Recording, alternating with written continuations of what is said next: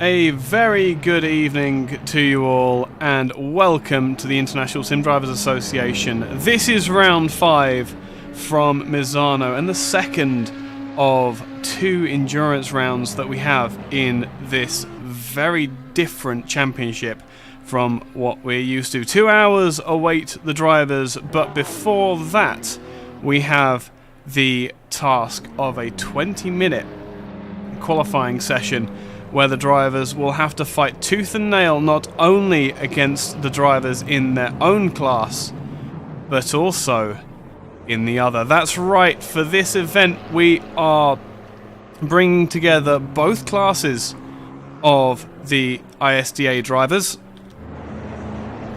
Our safety car has assumed his position on the side of the track.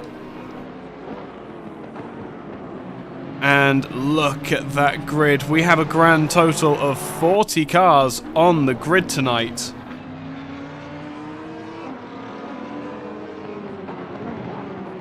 And between them, the white drivers are the drivers that you'll recognise from the Pro class that we have been covering all season.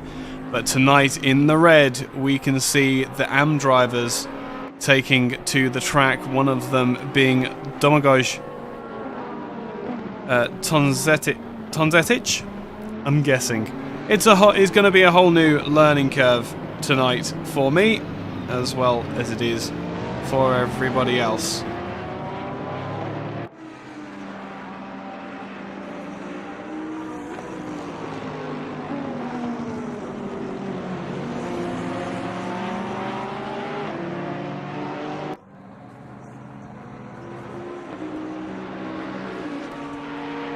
So the first of the flying laps are begun for all of our drivers. I do believe everyone other than... oh no, we have a couple of drivers. Verlich is still in the pits. The 74 of Jokic has just left and is just getting himself ready. Vorta in the AM class has left the pits as well. Adrian Santic is still waiting his time.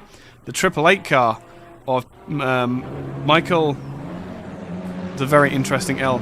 Piros, will leave at the same time as well. Interesting how the drivers are all leaving at the same time. They have all this, well, not as much track space as I'm sure they've been used to, but there's a lot of time to be had. And Minton in the Bentley getting a wicked kick of oversteer in these greasy conditions will abscond to the pits, perhaps not quite happy with that setup. Maciej Heiler, the driver who took the win last time out at Donington Park,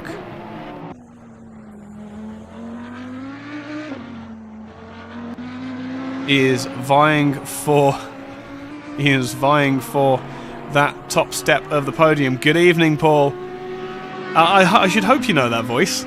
That would be a little bit odd if you didn't.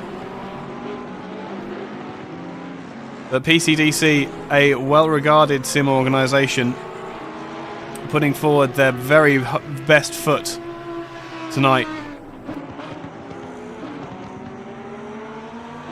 for the ISDA Championship. Let's go Heiler from Marcus Lawrence. Speak of the devil and he will appear. He's just saying how good PCDC is. Back from the Project Cars 2 days as well.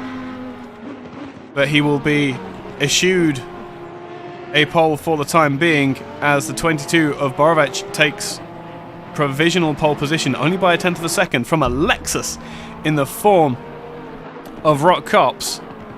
So that Lexus really showing ahead of steam at the moment. We are still 2 seconds off what they were doing in practice, but I do believe that practice was dry at the time as well. Good evening, Chris. Good to see you in chat as well.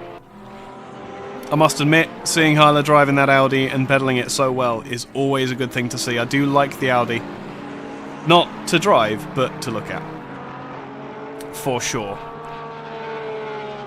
And what else is going on around the field? Tadic is going quicker than he has before as he comes round towards the end of the lap.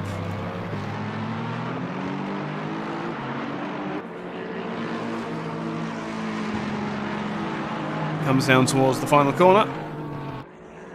And can he hold it all together across the line? He might go up quite a few places here. Across the line he goes to second. And then briefly in second, and then pushed aside in favour of the man Jimmy Mancy in the 46 Aston Martin. My goodness, what pace.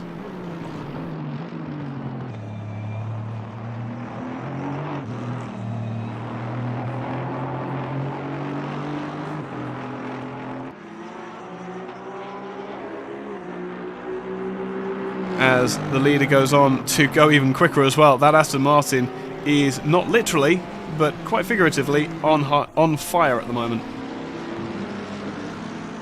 But not to be outdone. The cars behind are going quicker. My dashboard is entirely green at the moment for the top 20 drivers. There is a lot of pace going on the circuit at the moment, and the more cars that circulate, especially with the fresh tyres, the better this track is going to get. Let me just sort chat out. There we go. I can now see all of the messages that come in as well. Seems somewhat useful.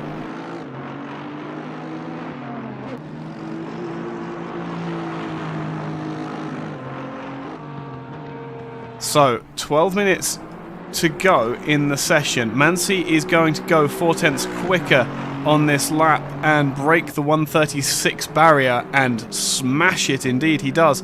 Maciej Heiler is in the pits at the moment and is a mere 5/10 of a second from that provisional pole position. Everything could change in the latter stages as the drivers circulate around the track. The more cars that are out, the drier the line will get, and the faster everybody will be able to go. And that Audi will absolutely become a weapon as the track dries up. With the wet configuration that he's no doubt having to run, that car is going to be so much more stable than we're used to. Further down the field, Stefan Beswick is going to come across the line, is significantly faster than he's gone so far. Oh, gets it all wrong on the throttle, however. Where can you see all of the drivers? We do have, I believe, in the description of the video, a dashboard. Live timing, pitwall.live in the video description. If you go and look there, that is all the information that you will need. Astonishingly, oh, Mancy was going even quicker. Yeah, that's the one. Perfect. That's one of the only issues with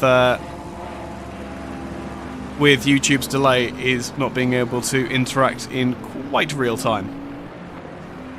But unfortunately, with all the action going on tonight, I don't think we're going to have too much of an opportunity to be able to pay all that much attention to chat.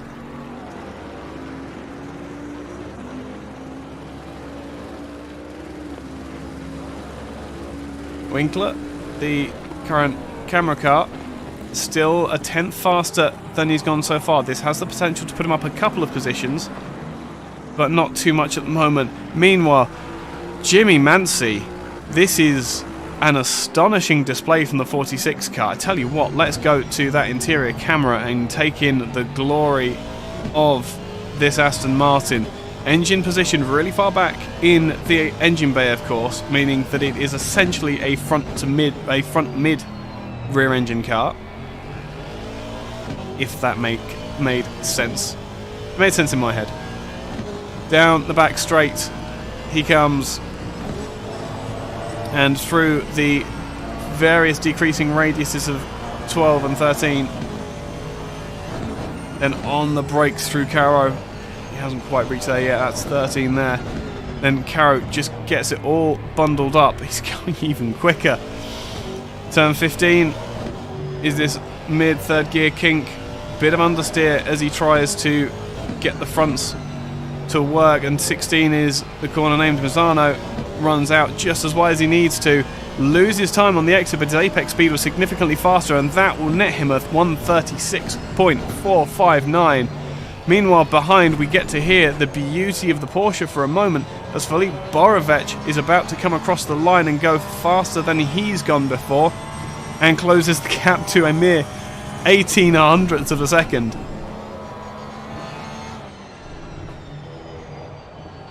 Let's get that to where it needs to be. Messier Heiler is on the attack as well. Going even quicker in that PCDC car and still has plenty of opportunity to make up some speed as well. Oh, this could be, if he gets it all together. I'm saying nothing at all. Good evening, Joskar. Oh, he's even earlier in the lap than I thought he was. He has tremendous potential, does Maciej, to get some progress towards the head of the field. And what's even more interesting, where is the 22 car?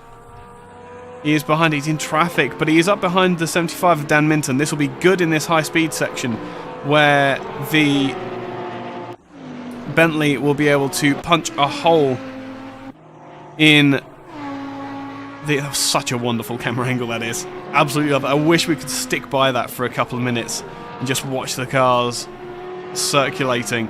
Just appreciate the insane speed that they get up to. Borovic goes to second, but only just as Heiler comes across the line. Oh no, one more corner. Out of the final corner he comes. He's got a decent amount of pace, but I don't think it's going to be enough to make a difference. No, he will stay where he is and abandon to the pits for a new set of tyres. Meanwhile, D'Couza is going faster in the number 80 Bentley. Not fast enough to depose Langendijk if he holds it all together in this final sector. Oh, I think he might have lost out there. Oh, he has. That's really unfortunate. Rakoschnik in the 002 car, the first of the AM cars. Now, Rakoschnik is a driver who has competed in ISDA in the previous season, and let's not say dominated.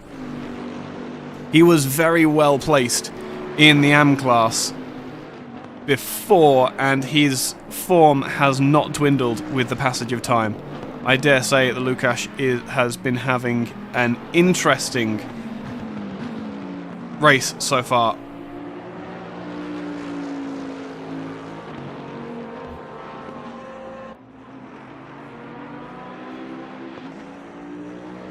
But across the line he'll come. And does he depose? No, he deposes a number of drivers, pushes to 4th position and breaks into the 136s along with the rest of the pro cars. What a performance from the 2 car. Meanwhile, what else have we got going on up and down the field? Who is improving at a rate of knots? We have Asura Maru, who is going to do himself proud, hopefully. Nope, I think that time might have been disallowed. Carrier's time has been disallowed as well. Oh no, he's just parked. Oh, that's a cool looking car. Oh, I didn't... he's got a Nyan Cat on the side of the car. That's wonderful to see on the 1 car. Love that. Miladinovic. Another name that we will recognise from the annals of ISDA history. Good evening, Steve, in the YouTube chat. Driving the number 58 as well. Brilliant number. Teammate to the Garage 59 McLaren that has a whole lot of history as well. Will go to 8th in that McLaren 720S. Where is our man Dan Minton? He is circulating around, going 0.3 faster at the moment. Ah, Tom and Matt here as well. Good evening, mates. Through the final sector he comes. He is significantly faster than he has been before. Oh, it's not through the final sector. It's that left-hander really gets the better of me. Just to give you an idea, with 4 minutes remaining, I think he's still up, but let's just very quickly have a look at the track map, see how many drivers are in the pits, but just how cluttered the track is. I can see one area where the drivers might have some genuinely clear air, and that is the property of the number 68 car at the moment, just coming on to the first of a few long straights on this track. Dan Minton now going significantly faster than he has before, almost a second as he comes into the final sector. Oh, that time was not disallowed yet, but that was an incredibly big cut over the inside corner. He's going to improve, it's going to be a big one, and he is going to go to 7th position for the 75 Bentley.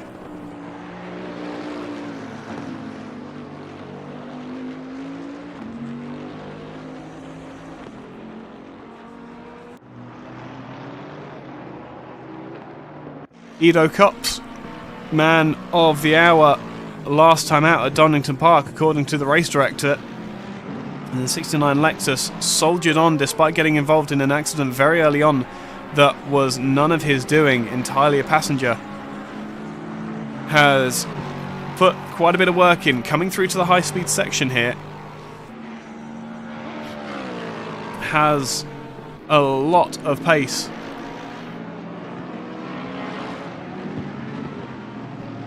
To offer.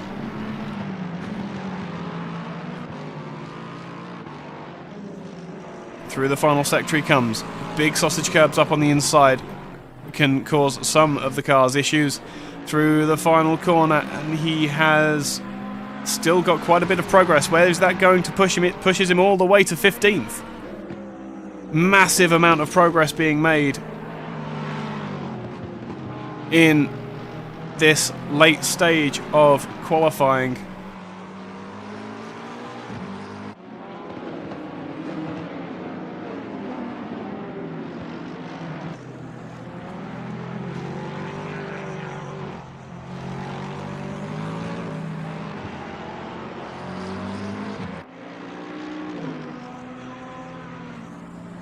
Just gets off the line for the potential of the 68 car running behind. Who else is going quicker?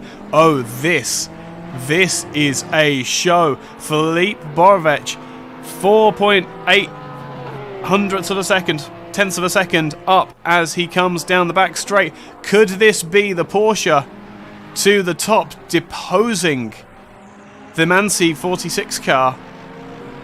The first sector is very, very, very quick indeed.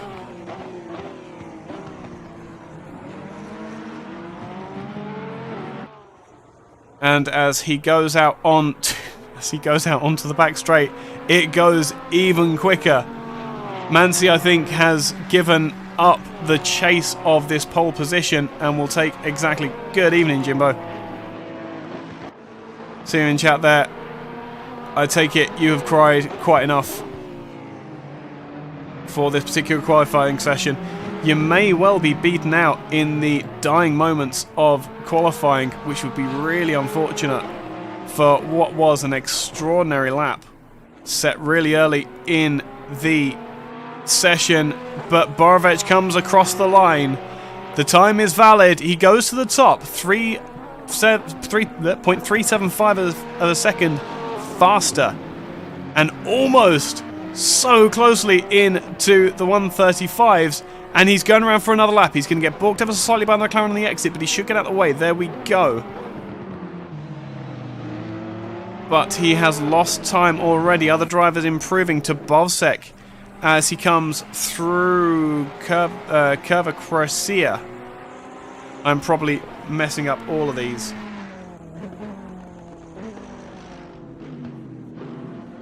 Stewart's inquiry on the final curb. No. No, I wouldn't say that. I wouldn't dare curse it, but there are 3 live streams going on in the race control room, so I dare say that might be some kind of... There might be some kind of penalties going on. We have drivers crossing the line as time has elapsed. Tabovsek is circulating and is still going faster, not as quick as he was through the first sector. He has lost out, but is still going faster, and the gap that he's got may well push him up beyond Langendijk.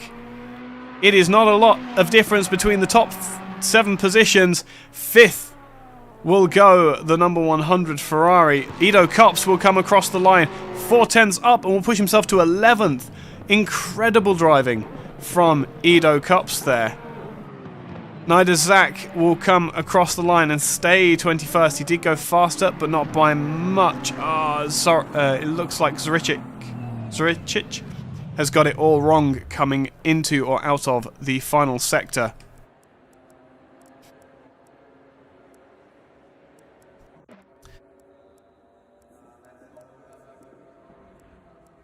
Is that going to give me... It's going to give me a ridiculous countdown, isn't it? There we go. So, this is going to be a bit of a challenge to make my way through. It really is. How am I going to do this? Let me just... I can do it with that. Okay. I think I'm going to be able to do this. No, I'm not, because this keyboard is has a little bit too high activation force. How about now? There we go. Okay.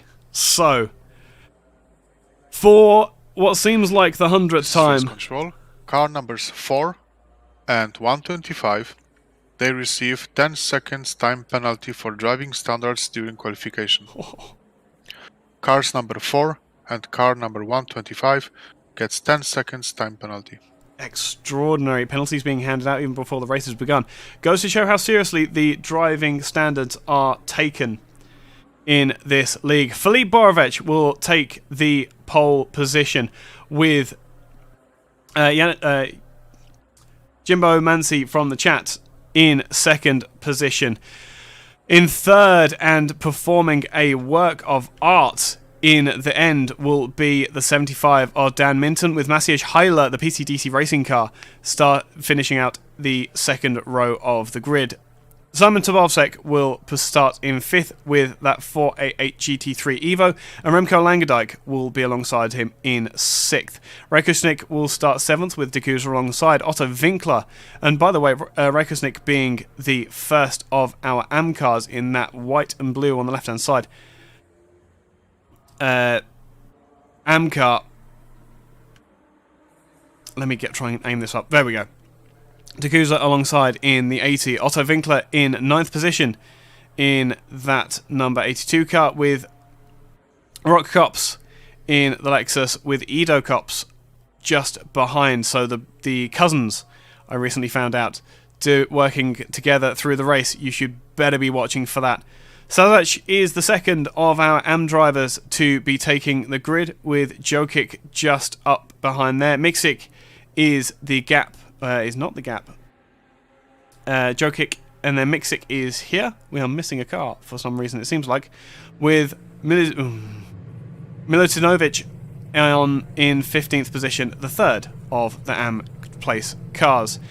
Adrian Santic is 16th in the 125, with Miladinovic in 17th for that 58 McLaren. 18th will be Zivkovic in the Emil Frey Jaguar. Stephen Carey will be in the one car from 19th position. Nida Zak will start 20th, with Maru starting 21st. Tozentik will start in 22nd, with Verlich in 23rd. Tadic 24th. 25th will be Vorta. Rabida will start 27th. 28th will be Piros. 29th will be Mex. Martin will start the 710 in 30th position. Dunster will start in 31st. Zoricic in 32nd. 33rd will be Stephen Beswick. Andy Brooker in the 34th position starter as a car runs over our cameraman. Illich will start in 35th. Zager in 36th. Radmanovic will start in 37th. And the 999 car will start from the pits, as will Igor Krisnich. A couple of drivers missing from this race due to pre-existing penalties. But that is your grid for tonight, and an extraordinary event it promises to be. In the Pro class, the Pirate Racing of Romano Berenic, a driver missing tonight for the second time, is leading the championship with Remco Langendijk in second position. 85 points behind, but now well within reach of the Victoria's Secret Racing driver, Filip Borovic in third, leading the way. So a lot of work for Langendijk to outpace the other Pirate Racing car, but with the leader missing, it's a interesting perspective. There's your top 20 in the Pro class. In the AM class, it is Mathieu Mex who is leading the championship, who I believe is also missing tonight, with Stadak in second and Miladinovic, the driver for the minigun racing team, in third. And you can see the rest of the AM cars there. We have to briefly cover all of the cars because unfortunately we do not have very much time at all for the drivers to get around this lap. They are almost to the close of the lap already as they begin to form up into their 2x2. We will go to the helicam and wait with bated breath. Take a deep breath, ladies and gentlemen, because it's the last time you're going to be able to take one for the next 2 hours. No mandatory pit stops. None of these cars can get to the end on a single pit stop, so it is just he who pulls the best strategy and the best speed will win. Ladies and gentlemen, you're only going to need the edge of your seats as the segment at the top of the screen goes green. The Porsche gets a great launch. The Audi gets an even better launch and is going to be making plans for second position going into turn 1. Aston Martin tries to go around the outside and will be gifted the position back in the back of shots. There is someone abandoning to the grass, but everybody being very well behaved through turn 1. Drive through for Miksik as the 46 gets on the brakes really early. The 213 has a look to the inside, side by side as they come out onto the back straight out of Curva de Rio. Audi will fall back in line ever so briefly as the timing screens go haywire. And now the Audi, with the lack of top speed, is under pressure from the Bentley. They get very, very close in towards Quasia, but will go no further incidents worth taking note of. I don't see any at the moment. Just a couple of start line incidents, but we'll have a look at that. Who is that in the Honda that is being left out to dry? Falls in line between the 69 and the 23 Cousins for the Cups Racing team.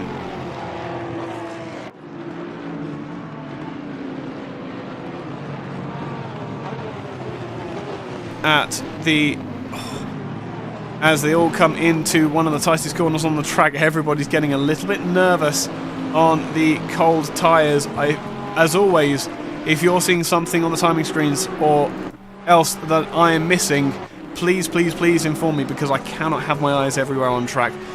Rock Cops goes to the outside of Otto Winkler, but will not have any luck for the time being. It looks as though Otto's having a bit of trouble with those rear tyres, leaving big black marks on the midpoint of the first corner, but now that pushes Rock back into the grasp of Stazak in the 67 Honda. If there was DRS, then this would be an incredible train.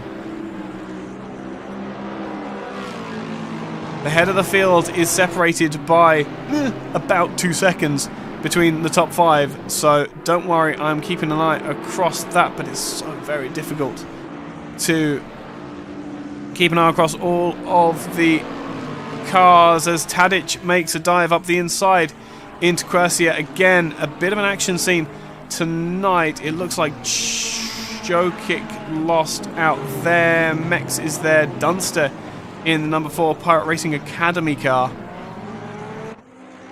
will pressure on exit as here we go through the kinks. This is something that we should be seeing a lot of, as the Jaguar has had a lot of draft down the back straight in through Cavone they go, and the Jaguar will, oh my goodness, I saw that, an incident for the leaders.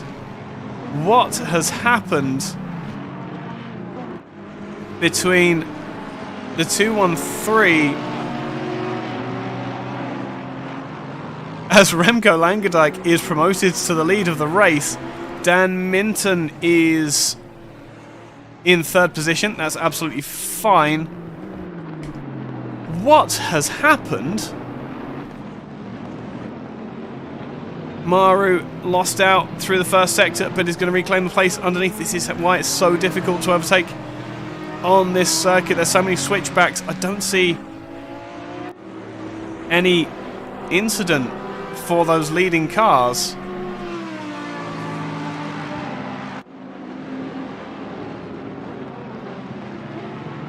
Who are we looking for? Heiler wears the Aston Martin of Mansi. The 46. There's no... I don't see... Give me a second. 46 and 22. No. I'm afraid I'm going to need to do this by hand. Which is really unfortunate. It's not an ideal situation to have to do. Let's have a look and see what has occurred, as a number of incidents are coming in on screen. What was it that caused? It's the... Oh, I need to find the cars now. Not cops. Heiler. So Maciej Heiler is already demoted by this point. So here's the... Oh my goodness. Wow. What an incident. Let's have a look through here. What has caused the incident? The Porsche's got a bit of a touch. Oh, and it's just concertinaed up. My goodness, what an unfortunate turn of events. So the top 3 all dropping. Let's have a look from the perspective of Heiler's interior camera here. So all he's seen, he's had absolutely no chance. The concertina had already taken effect, and that is all she wrote.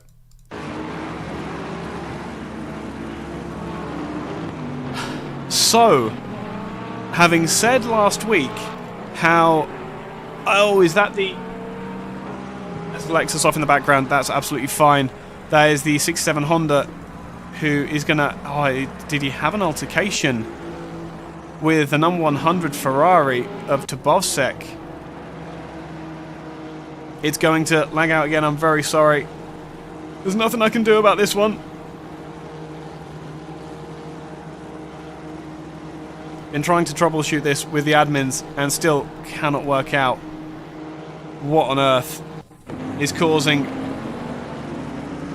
these issues. So what has happened between the 67 and the 100? The 100's gone up the inside, completely unsighted. Oh no. I don't think the 67 was expecting, as the 213 and the 1 get together.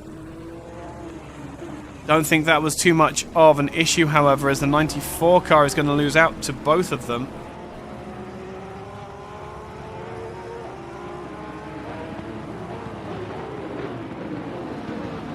Ridiculous battle here in just outside the top 20.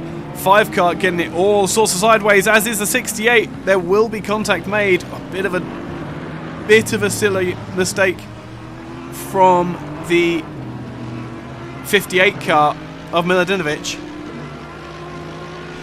Yeah, no, we've done some work to try and like compress the liveries, make them smaller, and that sort of thing, and even reduce the replay quality to minimal to try and combat it. But it doesn't seem to be working. The leader of the race, or one of the faster cars, is now under pressure from Stazak in the 67 car. All of the drivers are being pushed down as the Aston is forced to leave space on the inside, but the track will come back to the 46. There we go. And the attentions, there will be a lot of damage, I would suggest, on that 46 car, as there will be on the 22 car running in front as well. That's really unfortunate. One of those... Who was that just disappeared off the inside? As 130 of Brooker. This is race control. Incidents between cars 89 and 5, 1 and 44, 1 and 89, 7, 10, 47, 44 and 26 are under investigation.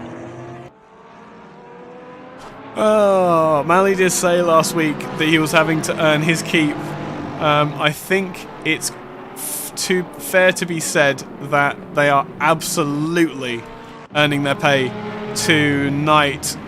Michael Piros in the 888 Ferrari pressuring Vorta at the back of the field. Who is that? Aston Martin as well. It is Fabijanik, so this is a 3-car battle over 35th. The 999 car is going to concede the position, and the battle goes on between the Porsche and the Ferrari. Ido Kops in the thick of it as well, up behind Nida Zak. Adrian Santic in front has a 10-second penalty to be served at his first and only pit stop, I would suggest, as up behind the 22 car is suffering with that altercation earlier in the race, as is Mansi, who's under pressure from the 67 car of Stazak again. Stashak? I think it's Stashak.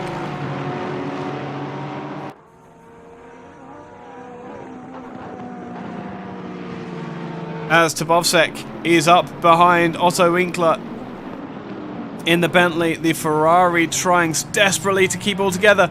As Otto Winkler gets it all wrong, there is something up with that Bentley. Perhaps tyre pressures. We know how you don't want to get the wheel spinning like that. Although a very, very good avoidance to make it happen. Filip Borovic now on the attack for Ido Kops. Tried to go around the outside, but now switches back to the inside. Lexus has made its move.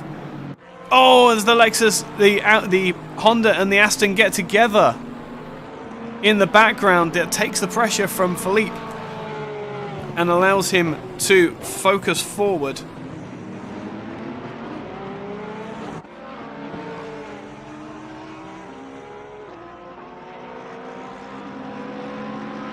But on to the back, I believe that may have been a quit. That is a retirement that we have seen. That was that little lag that you saw. Asura Maru in the number 5 Audi, pedaling for all he's worth, up behind Tadic in the 84 Ferrari, goes right to the inside. And then right to the outside to try and get the better cutback, but the 84 is going to park it on the apex. This is a Pro v Pro battle as well, so absolutely fair game for these two to be fighting. Into the final corner, the Audi runs out super wide over the bumps. The Audi's not going to like that at all. And Tadic can breathe for just a moment. Adrian Santic in the 125 now. Has that 10-second penalty, but it's not stopping him. Ah, no, it's Rock Kops who has taken the 125 car. and is leaving his teammate and cousin for dead as Kops is going to make his way past Borovec, it seems, or Borovec is going to defend to the inside. Make the position, there we go. That 22 car has found a hint of speed as Maciej Heiler tries to take, or is taken, by the 67 Honda. Why do I keep calling it a Lexus? Because it's the Acura in America, and that confuses me as well. And Stazach to takes position, there we go. And suddenly that 67 car, I dare say the 67 car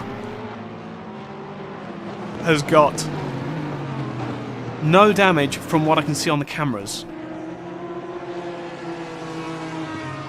And Heiler is having to pedal for all he's worth. I tell you what, let's jump on board with Heiler for just a second. How far off is that Audi at the moment?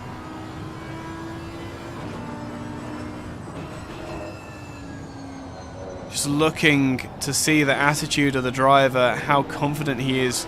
You can see how he's taking 2 or 3 stabs at each corner just to see if the car's actually going to stick or not. That is a fairly sick Audi as he gets on the brakes. Had to take evasive action there. He's going to lose out ever so slightly then to the 67 car.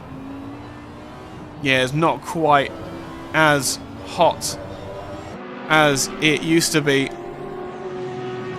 Meanwhile, the battle for the lead is joined as Remco Langendijk in the 36 car has suddenly fallen into the clutches of the 75 Dan Minton car. Through the final sector they come now. On the brakes through the last part of Cavoni, then through Del Caro, on the brakes again. Decreasing radius corners, one of my favourites, and that series of corners just so satisfying to watch when you get the car all hooked up.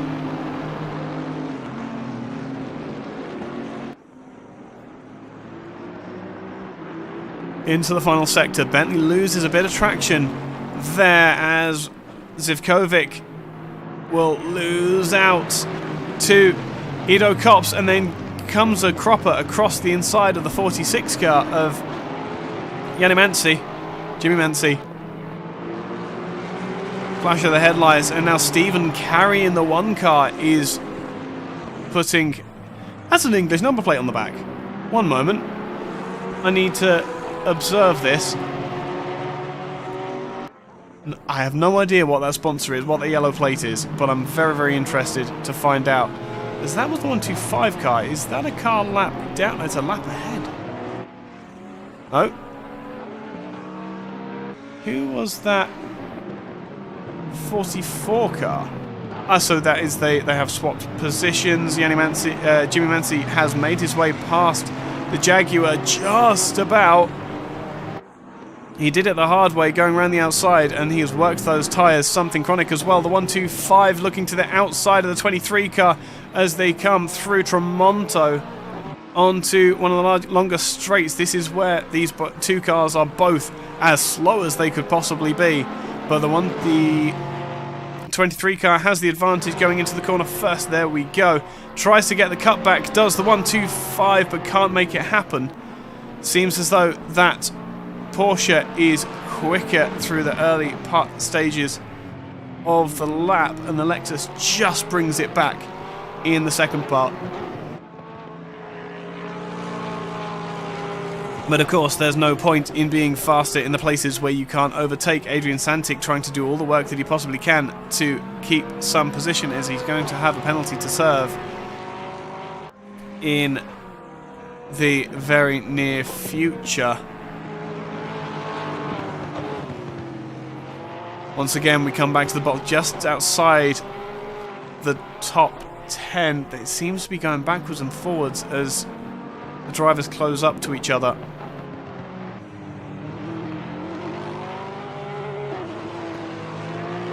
Speaking of closing up to each other, Dan Minton, they're already lapping traffic. The 833 car is 36th, the Stephen Beswick car. And now this is where it becomes... This is race control.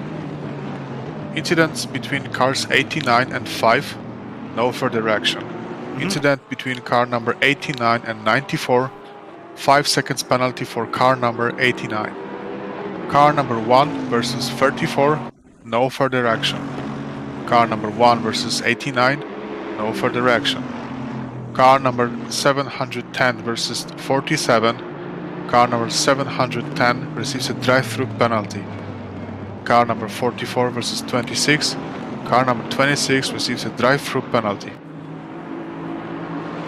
So the 26 car, now this is big news. The 26 car, 44 and 26. Oh my goodness, that list has gotten longer. One moment. 44 and 26 it says.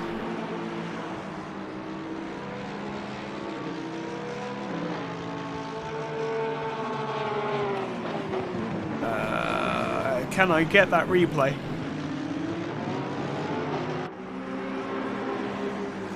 Yes! Yes we can!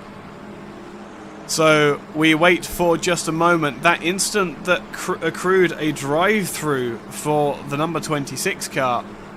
This is race control.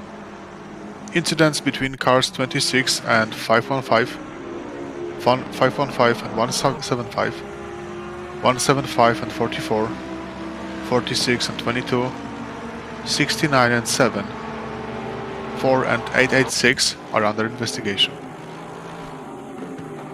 So that replay gave us nothing, but the 710 has a drive-through, as does the 26 car. For whatever reason, I dare say, they might have made contact in the early stages, or in the latter stages of the lap. Minton's still there. Adrian Santic is now putting big pressure on the 23 Lexus. I wonder if Minton is running up behind the Aston Martin and conserving his tyres. We know how good that Bentley is at saving both fuel and tyres. On top of that, we know how good Dan Minton is pulling some extraordinary strategies. When necessary, 125 looks to the outside. He's going to have to do it the hard way if he's going to take that position from Rock Cops. But he gets the traction down. Engine over the back helping immensely. Can't make it happen. But now he's as close as he's ever been. Looks on the inside into turn 1, but it's not going to happen as the Lexus has to take a narrow line, lapping the 833 car. This is where it's danger time for the Lexus. But all the 125 has to do is keep it straight and get quickly out of the apexes. That's the major concern here at the moment. He's done it so far, but what can the 125 car do now that he's got some of the draft again? Dunster goes to the outside of Stephen Carey. Can't make it happen. Into turn 1, 47 car just sits and watches as this battle unfolds. Dunster was pulling some astonishing braking there. He's going to run out wide and stay in the position at the moment. Adrian Santic once again coming out onto the back straight. The 125 car looks quick as anything. As they come into the last sector, the gap opens up just ever so slightly, and this is what's causing the consternation for that Porsche at the moment. D'Couza now has got the gap under a second to the leading pair as well, so whatever is going on with the Aston Martin, it is now holding up the Bentley driver. Across the line they come, and down into turn 1 for this battle over 6th and 7th. It looks as though they remain line astern. Oh, as the 125 tried to get the drive, but couldn't quite make it happen. Into the double right-hander they come at Curva del Rio.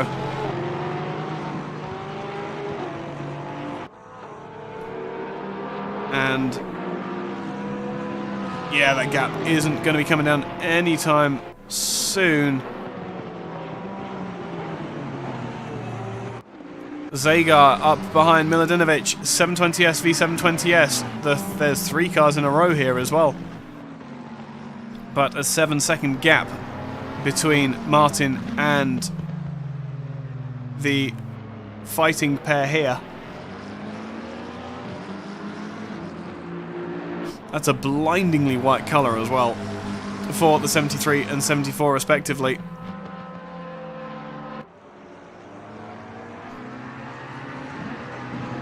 Sorry, the 58 and the 73. 74 is a Ferrari.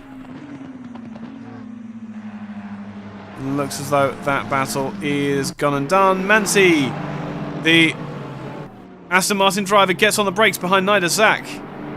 Avoids the contact just about, but that Aston Martin is looking angry in these wet conditions.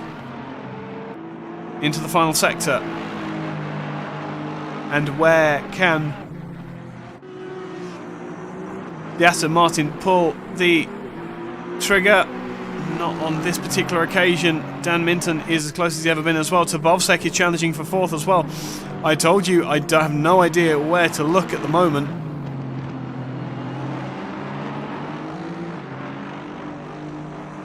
Martin too on the back of the 515. I think that's an Audi. 46 looks to the inside, but through one of the slowest corners. Oh, the 89 gave him space. The 46 are going to run him off the road as well.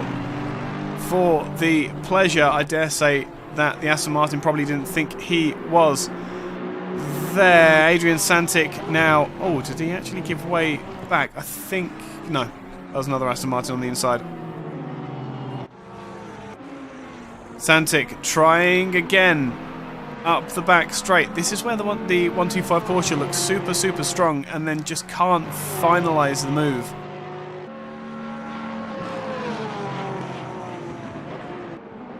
Through Curvona they come. Tabovsek makes a move up the inside of the 2 car into Curva del Rio and makes the pass happen. Simple outbraking maneuver you would expect, and through the same corner the Porsche can't quite do what the Ferrari done a few seconds ago.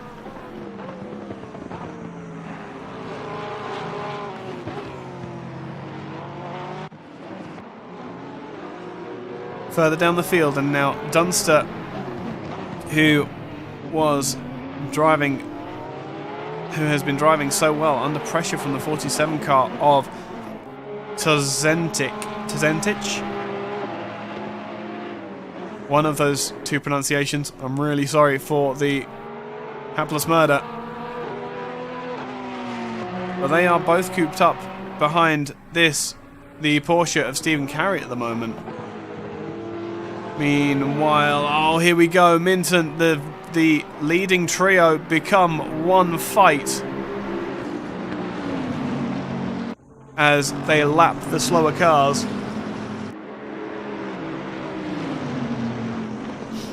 And now Minton has to look backwards as well as trying to think forwards.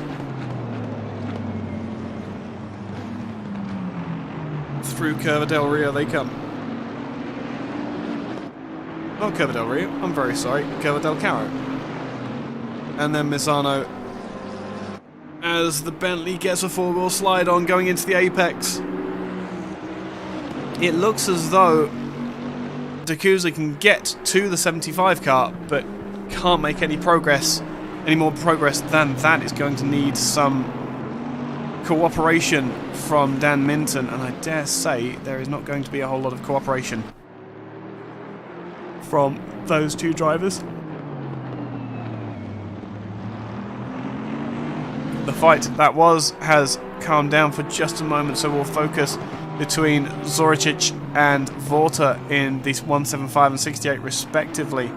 We've seen these Porsches be very, very quick, but only in places where you can't really overtake.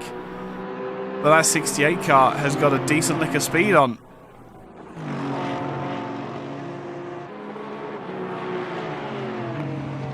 Down into the final sector they come.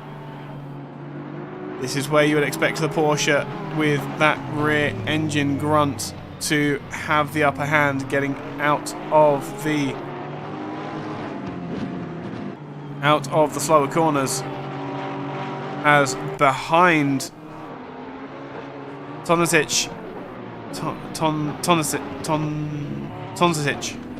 Oh, he's going to be gifted a position as the 4 runs wide. 47 will go up the inside, and that is the job done for him. Otto Winkler in the 14th position, trying to make his way past the 3rd place Amcar of Zivkovic. That Jaguar is a weapon in a straight line, but just doesn't have the performance through the corners, and that's probably what's causing the consternation for the Bentley at the moment, which has fairly similar strengths.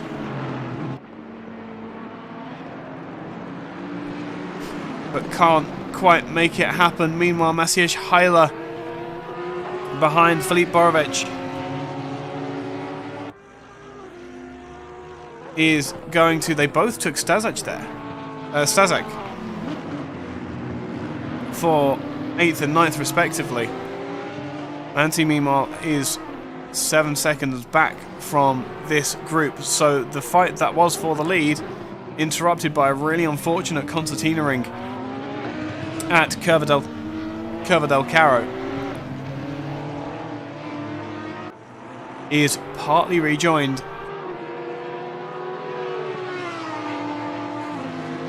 as Ido Kops behind the 44 car closes right up to Verlich in the 44. This may be a slightly different turn of events. The Lexus does have some straight line speed, and up behind the rear wing of the 44 car, there is every possibility that Lexus can get past. Under braking, 44 guy gets a big wiggle on. Brake bias set a little bit too far back. ABS perhaps a little bit too low. This is race control. Incident between cars 175 and 515. Car number 175 receives a 10 seconds penalty. Incident between cars 44 and 175, no further action. Incident between cars 46 and 213, car number 46 receives a 20 seconds time penalty. Car number 213 receives the same penalty of 20 seconds.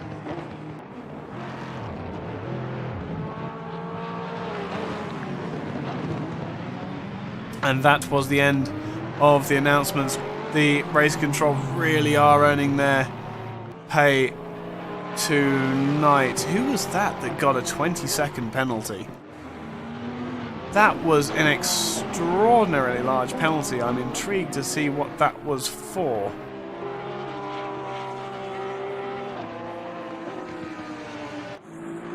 Unfortunately, I can't see whatever that was. Ido Kops still up behind the 44 car. They now have... That's a lapped car. That's a very damaged Ferrari, by the looks of it.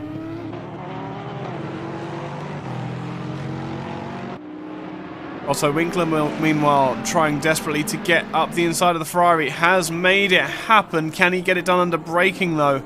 From Nida Zak, 82 car. Bentley is one of the better in the brakes. Gets it done, but now the Ferrari has the tow, and they're going to be going into one of the more aero important areas of the circuit.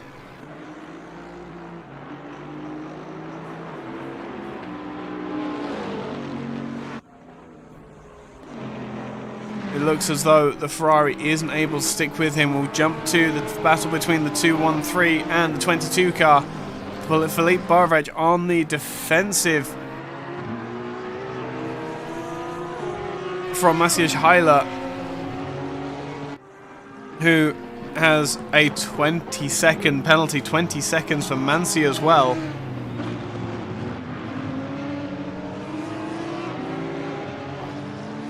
And suddenly all of this is just getting so complex.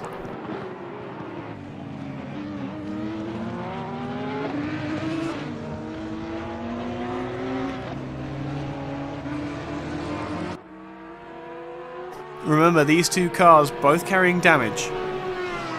So lots of potential speed in those cars is being wasted at the moment in potential repair time. As Remco Langendijk and Dan Minton go side by side as they come down into Cavone, the Aston Martin loses out. I have a feeling that position that may have just started a few moments earlier on the exit of the previous corner. I tried to time it.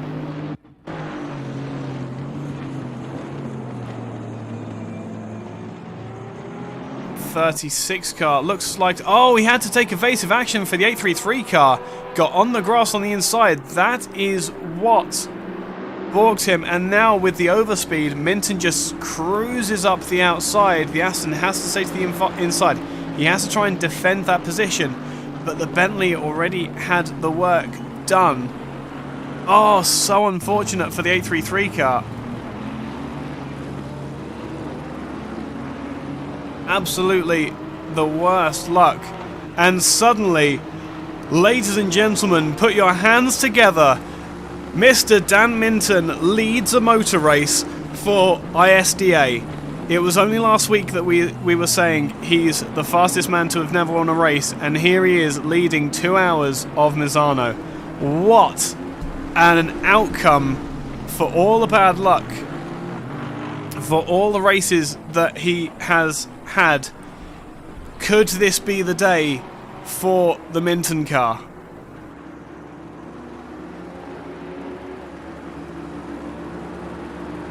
And now he has free air. You can see the gap. I'm going to stay with this helicopter camera because it gives you so much more appreciation for the speeds involved here.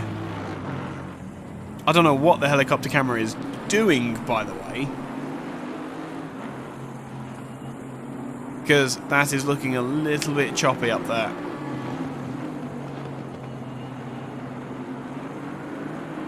Bentley not even using it, so there's not a whole lot of performance left in that Bentley, it seems. Certainly in the straights he can extend as much as he needs to, but I guess all he needs to do is drive carefully and cautiously and keep the two behind him. If the Bentley couldn't get past the Aston, you must wonder if the Aston can get past the Bentley. Meanwhile, further down, the 44 car, having lost its tail,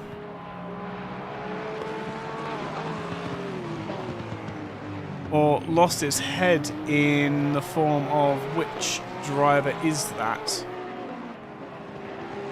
Now behind the 7 car.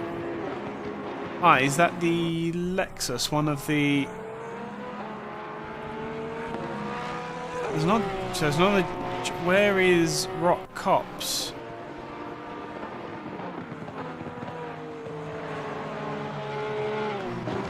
Where is Rock Cops? I don't see him in my timing screens. So, has the 23 had a disconnect? I will explain the ever so slight lag spikes that I got. If that was it. Adrian Santic, meanwhile, putting the pressure on Reikersnick up by... Oh no, there's the 23 car, up in 5th position. So who's the 44 fighting with? It absolutely wasn't Zivkovic at the time. What has happened to Verlich in the 44 Porsche that has made him drop away from Ido in the 69 car? Or I dare say that may have been a mistake. I will scroll down the incidents and hope not to see the 69 and the 44 coming together.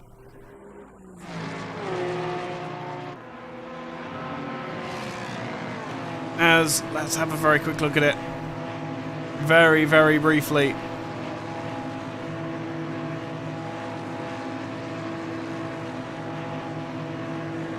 A33 car has disconnected. That's one of the drivers that we have lost. So, Why are we looking at the 7 car?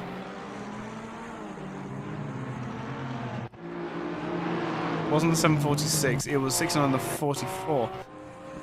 What is going on with this replay system today? Nonetheless, 44 car has, I think there is some desync between what the replay system thinks is going on as the 44 looks up the inside. They're going to make contact. That was difficult. That was really difficult. Zivkovic should have seen the 44 car there, but perhaps I will leave that in the capable hands of the stewards. The leading AM car has 3 cars between himself and the next AM and is looking to put another one between them in the form of Adrian Santic. I had a complete mental break there. Sorry, Adrian. In the 125 car is going to fall back ever so slightly from there. Messier Heiler now as close as he's ever been in the PCDC Audi as he gets a wiggle on out of the final corner. Dirty air from the back of the Porsche, giving all sorts of trouble as the 47. I told you there's no way that I'm going to be able to see what's going on everywhere. The 47 car looks to the inside of the number 1 car, gets the throttle down. The Porsche might not have as much top speed. I think he was going for a GTA style curb boost. On the exit of Tremonto there, Ferrari's going to go slightly out wider to try and straight line the second part of Cavone. Porsche runs out super wide as they come down towards Del Caro, and the pass will be made for the 47. Easy as you like.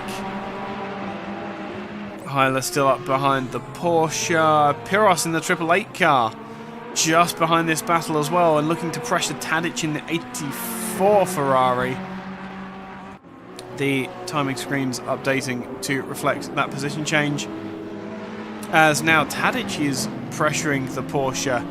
What is going on with the number 1 Porsche to see it struggling so much with 40 minutes gone in this session? I saw the timing screens change again. Otto Winkler, where is Winkler? He has... Oh no, it's just the split times. That's fine. That's absolutely fine. It was just as Borovec into the pits. Borovec is into the pits. The 22 car concedes the position to Mattia Tala. Does the Porsche think?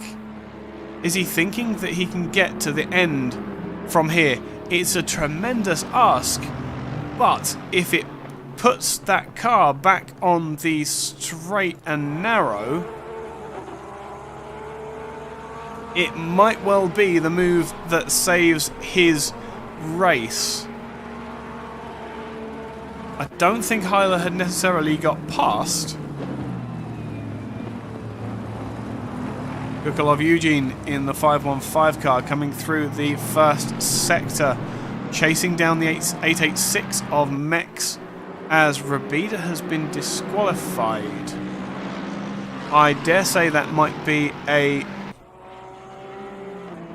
be something that's been done by the game for ignoring a drive-through penalty or something, as the Mercedes spins in the middle of the track. The 886 does a lovely donut for us. Dunster is into the pits as well in number 4 Porsche, so maybe this is a Porsche.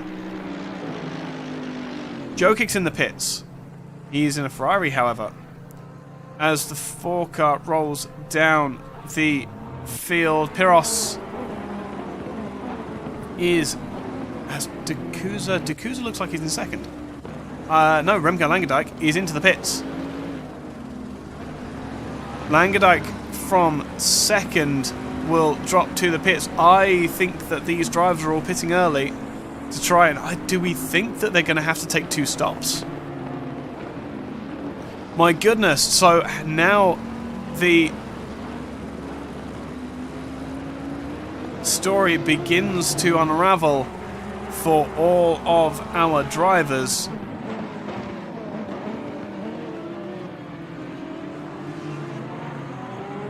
as some are pitting early.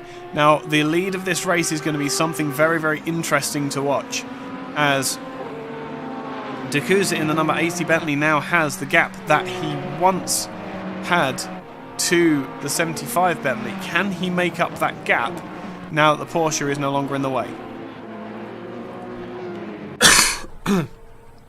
Excuse me. Piros up behind the number 1 of Stephen Carey. This is race control. Incident between cars 69 and 7. No further action. Incident between cars 4 and 886. Car number 4 receives a warning for driving standards. Incident between cars 26 and 999. Car number 26 receives a 5 seconds penalty. Car number 999, 15 seconds penalty. Cars number 67 and 100. Cars number 67 receives a 10 seconds penalty. And incident between cars 69 and 22. Car number 69 receives a drive-through penalty. The 69 car of Edo Kops receives a drive-through penalty. And I can't get to that replay. That's how far behind we have fallen. It has been a busy evening for race control. I do not envy them at all. However, Minton into the pits. Minton's covering off the rest of the field. Is this them being forced into a 2-stop race? Oh, this could throw the cat amongst the pigeons. Lexus looks to the inside for second position on the road of Tibovsek. We've seen that number 100 car pull some incredible moves already, but it looks as though the rain is about to get worse. I know why they're pitting. They're putting some fresh tyres. Mech's dead. I haven't seen Mechs on race on the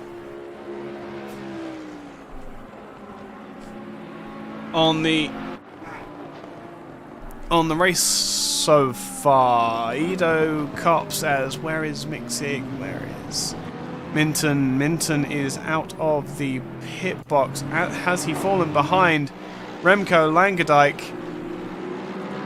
There is Langendijk. There is Minton. The response was not fast enough.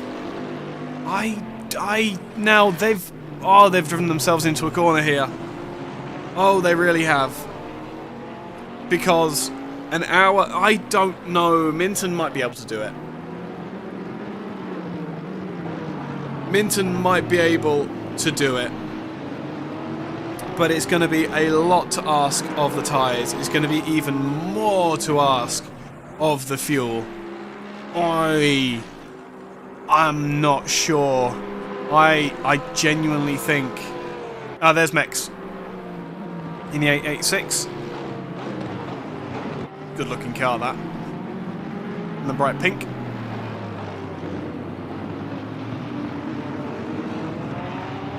Oh, really struggling. Oh, as he gets in the way of the incumbent leader as well. Or second place anyway. He'll abscond off the road. None of these drivers are competing with him for position. As it's all in the pits.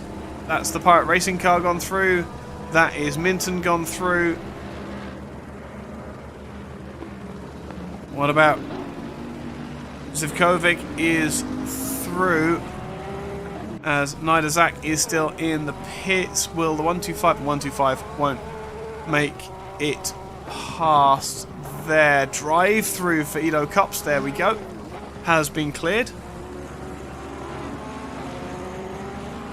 As all the timing screens go crazy once again. Jimmy Mancy in the 46 car. Demoted now to 17th position, having, I believe, served a pit stop. Oh, tries to get the position on the 68 Porsche. The Porsche was going to the pits. So that's where that confusion came from.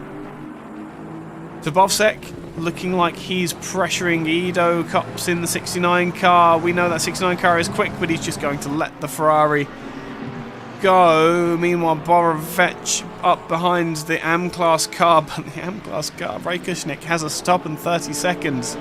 Penalty to serve. No point in fighting this battle either. There we go. The position is changed. The leaders of Dakuta and Rockcops into the pits. As Dunster now. This is... Oh, what was that? Asura Maru getting an awful moment there. Let's see if shortening the replay length helps at all. I don't think it's going to. No. So Maru coming into the second to last corner gets... Oh, he had a wiggle on before he even got through the apex. Did I click the replay? Let's go back to the full graphic, shall we? As let's say that's not a driver in the pits. That is Tadic having made the pass on. Oh no, it was Milutinovic. That's a name and a half. Heroes on the back of the 515 car. This is a battle for position in class. This is absolutely vital for Pyrrhus, and it's even more vital for Kukulov Eugene to defend as well as he can. 515 gets it all wrong. Coming into the... I think that's in the final part of the circuit. He's in the final part of the circuit. Slowly getting to know this Misano track layout. The head of the field has all opened up ever so slightly. Tadic and Miksik locked into a bit of a battle as well. But that and the Verlich up behind Nida Zak are the closest battles on track at the moment. Tabovsek. More of that badass Dunster from race 6 as the 84 gets it all wrong. Maximum pressure as you're being so very kind with your request. Where is the number 4 car? The number 4 car is in fact making up positions up the inside of the 58 Miladinovic and up braking himself. Wicked oversteer moment, even though these cars do have traction control. Lots of issues for the drivers tonight. I dare say they haven't put their ride height up high enough. Next on the Dunster's hit list will be Tonzetic in the 47 Ferrari, just up the road there. You can see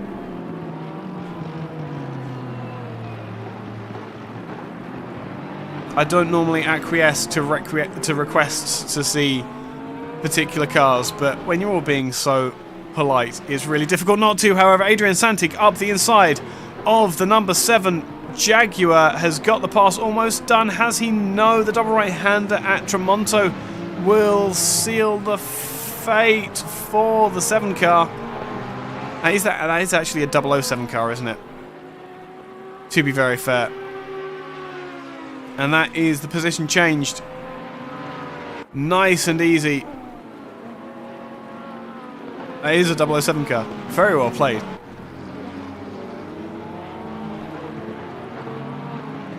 As into the final sector they come. They really do get around this track at a rate of knots.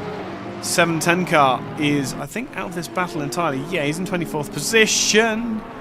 So if he's trying to get himself unlapped, that's absolutely the way to do it. But the 22 car now of Borovec is up behind the Jaguar now. We know how off pace, very much in air quotations, that Jaguar is, but my goodness, it is very quick when it needs to be. And Zivkovic absolutely showing how quick that Jag is. Not quite quick enough, however, as they go down into the 4th corner at Curva del Rio. The Porsche will have to barge up the inside, but now the 710 car is trying to get Larry to get his lap back. feeling like he was being held up by the 7 car. That is another position gained on merit by Filip Borovic. 7th position for the Pirate Racing driver. And, oh, that is Miksik taking the 68 Porsche v Porsche action. Another Pirate Racing Academy driver. Makes it happen. This is race control. Incidents between cars 213 and 1, no further action. 69 and 22, no further action. 58 and 5, no further action. 213 and 1, car number 213 receives a 10 seconds penalty. 67 and 46, no further action. And 82 and 125, car number 82 receives a 15 seconds penalty. Neither Zach getting it all sorts of sideways up behind Tadic there. Plenty of penalties being handed out tonight.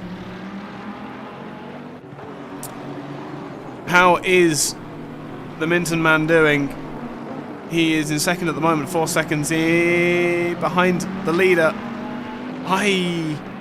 I don't know what the strategy is there. I genuinely don't know what the leaders are thinking at the moment, unless the thought is simply that they can go to the end from an hour and 15 minutes.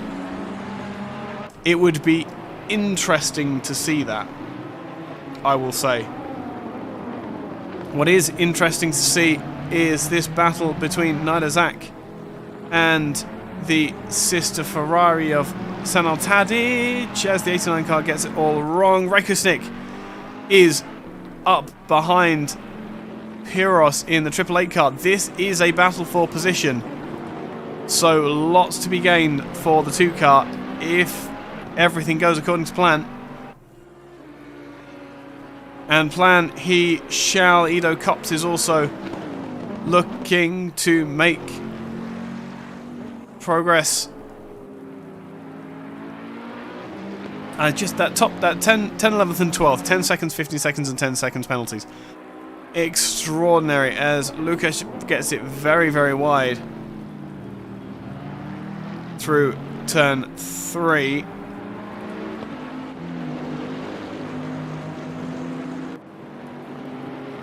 Kukulov Eugene down in 28th position is pressuring 2. What else is going on?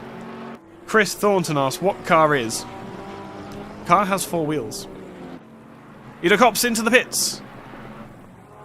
I wonder if this is for his official first pit stop. Actually, where is the number 1 car? There's Stephen Carey in the 911 GT3R for mission spin out with Nyan Cat all over the car.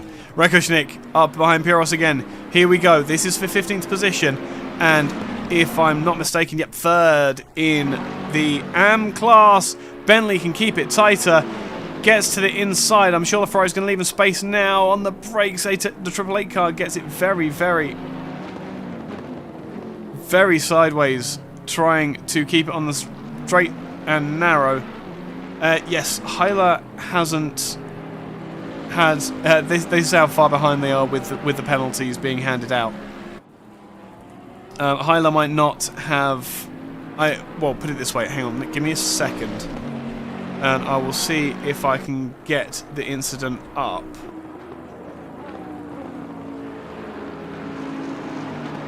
Don't think I can though. No, it's too far back. That's how far back it is. It would have been. It's been an altercation with the number 1 car. I know that much, and I know no more. I'm very sorry. You'll have to have words with the race directors. If you go into the ISDA Discord and put in GT3 chat, then they will absolutely help, I think. 6-7 and the 007 in close contention as well. 6-7, look at how slidey that car looks. Astonishing that they're all getting sideways, to be fair. But that Aston Martin, that Jaguar is holding up a lot of drivers. As who is that behind? That's the 82 car of Otto Winkler with a 15-second penalty. who is on a different point of the lap from the 97 car that he has just passed.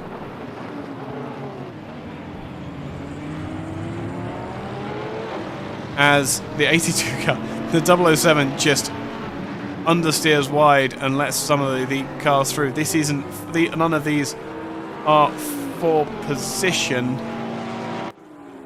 In reality, Stazak is his next competition. Stazak as well being able to get to the head of the field with Zivkovic setting such an incredibly hot pace in the early stages of the race. 23 car, this is battle for third position. This is overall as well as in Pro Class. Rock Cops looks to the inside on D'Acusa, but can't make anything happen at the moment. The Mercedes behind is not for position, but might be feeling held up by this particular battle. Slightly further back, Tabovsek, Adrian Santic and Filip Barovec are all locked in a very, very close battle. See, I will keep an eye on that. Ferrari, Porsche. We know how much trouble these Porsches have had trying to take places in this race. But that Ferrari is looking very, very tricky to drive. Let's jump on board with the 125 just to get an idea of how that Ferrari is looking. Up the inside, looks the Porsche. He's got a bit of position. The 100 is going to give him space, knowing that he's going to have the inside of the corner for the next right-hander. There we go. Back to the inside.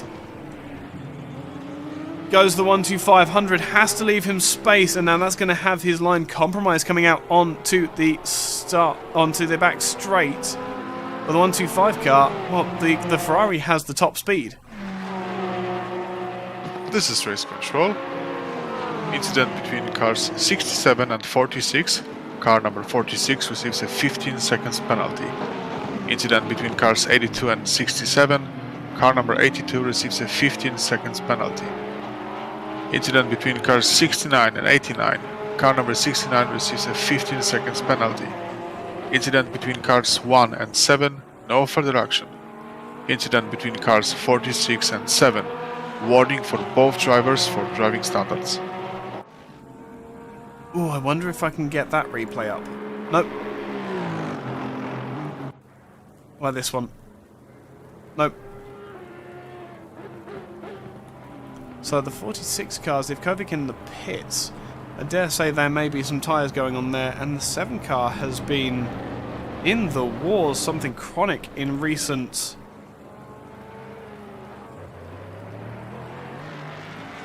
times.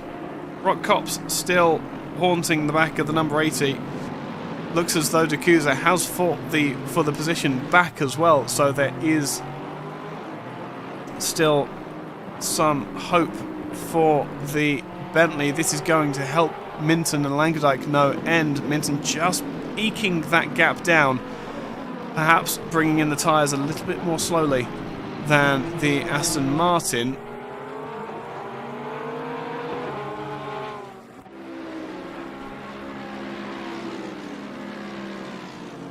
As Linas is...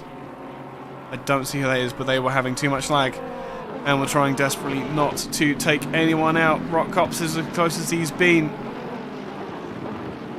But can he even do anything about that Lexus in front? He drops back as soon as they get onto a straight. Same with this Porsche versus Ferrari battle as well. Just not able to maximise the performance of the cars because they don't quite have the brakes.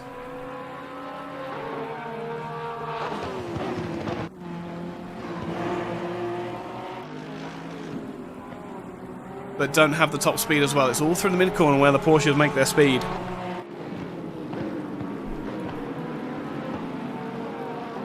But now the Pirate Racing driver of Filip Barovec on the back of the 125. 125 got a big old kick of oversteer there.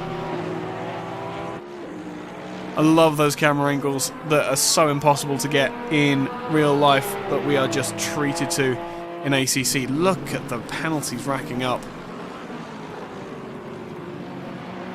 As through Quercia they come.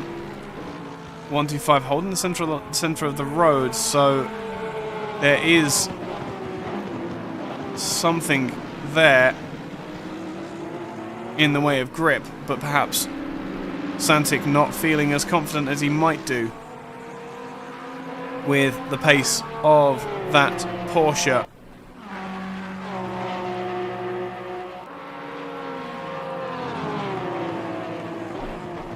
As Borovic gets ever so much closer to the back of the 125.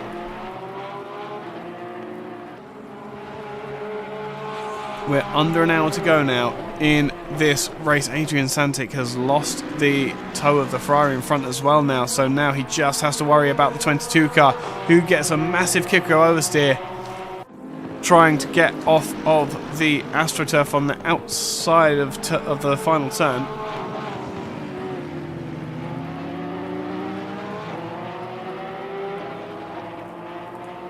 Lots of corner cutting going on as well. Really, really strange to see that. We don't normally see that here, but obviously everybody is looking for every kind of performance advantage they can get at the moment. Rock Cops is as close as he's ever been. The 80 car goes super defensive. Lexus tries to get the cutback, but it's a very, very long corner to try and get the cutback, and it's not going to work as well because the track comes back towards the profit of the 80 car. If he can hold it in, he can. And 23 will take a wider line, try and get the throttle down, but the Bentley is, I think, just about got it under control. Where's Minton gone?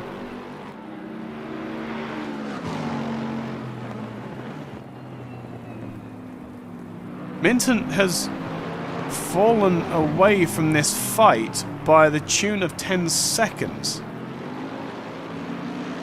There is lapse traffic going on, so he could have got involved with one of those.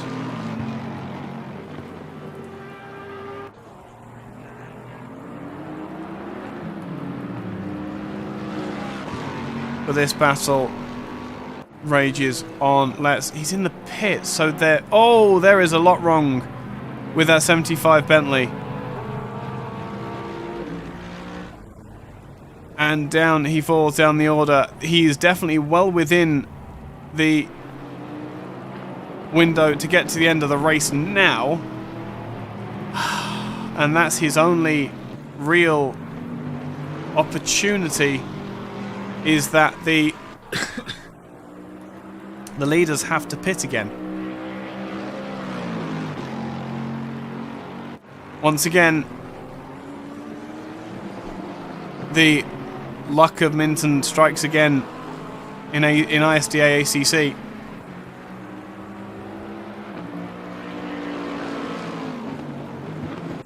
As Borovic goes for the attack in the lapse traffic, trying to be as opportunistic as possible.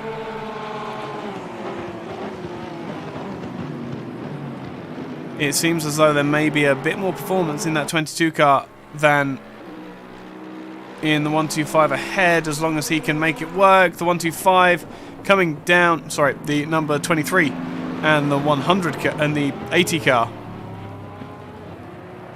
still attached by a very, very short piece of bungee cord. Although that would be a very good fuel saving exercise to just James Bond shoot a bungee cord to the car in front and get them to tow you around. If only. Into turn one, the Lexus takes a very, very narrow line to try and get a perspective across the apex on the exit. Can't make it happen, but here they come through Curva del Rio.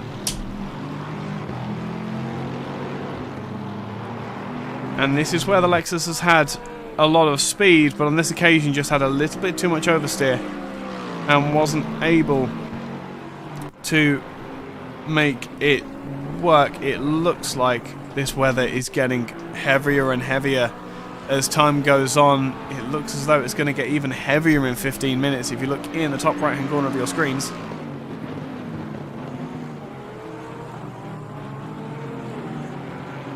Minton still in the pits, so this is a nightmare race for the BDX racing driver.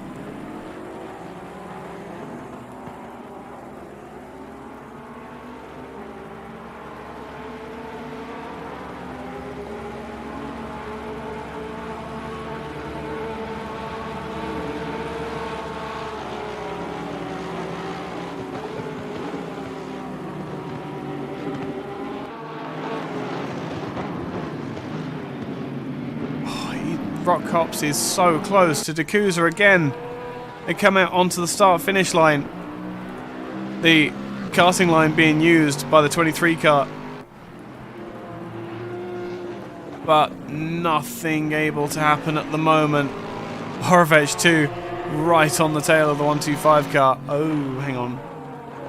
Was that just them going past the pits? I think it may have been.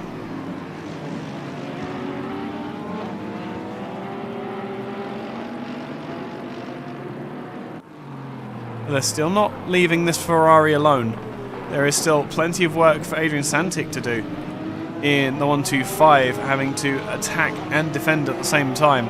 The Porsche will be fairly easy to defend against because they have the same strength, so Adrian will know exactly what Philippe is going to do and where his pace is going to be. That Ferrari is a slightly different kettle of fish, however. I'm intrigued. I'm so intrigued by the early pit stops that have been made by the leaders. That can't have been... That must have been forced somehow.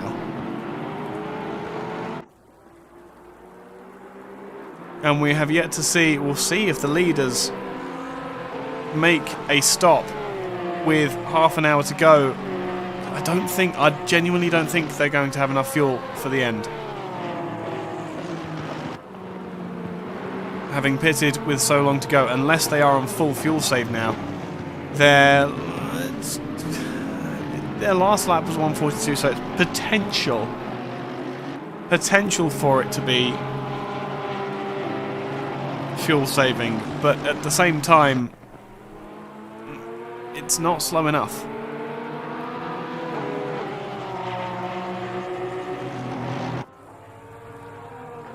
That said, the Bentley may well have the fuel to go to the end. We could see a Dakusa victory in the number 80 car there.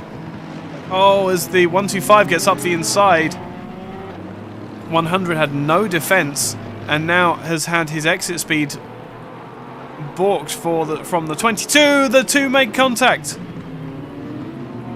Oh, what was happening there for Borovec? He rejoins safely in the end. That was very, very close indeed. Makes the position, but at what cost?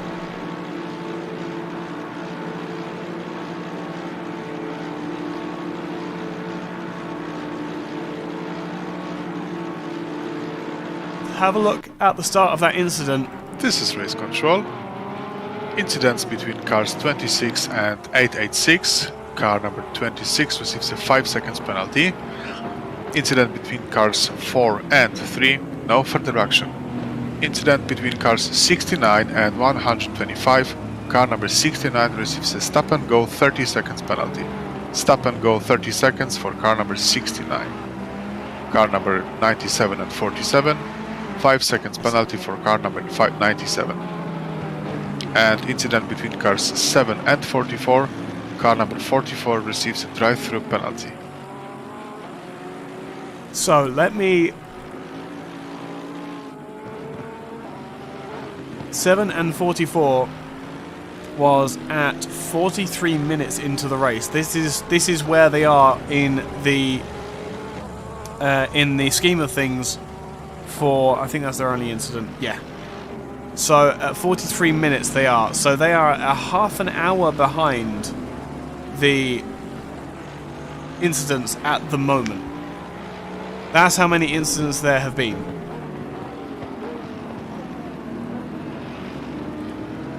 The 69 car dropping away now. Unfortunately, Ido Kops going from driver of the day to perhaps a slightly more tarnished record.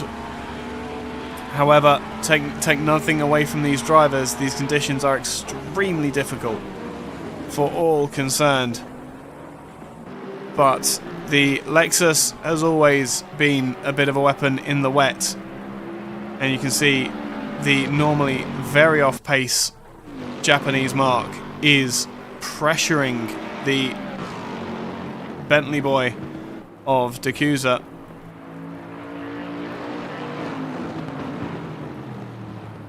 Incredible to see Dakusa standing up to that pressure as well. Really is good to see. Oh, as this is as close as he's been. He has a look up the inside. The 80 gives him space. They come out onto the start-finish line, but the 80 can maintain a higher speed.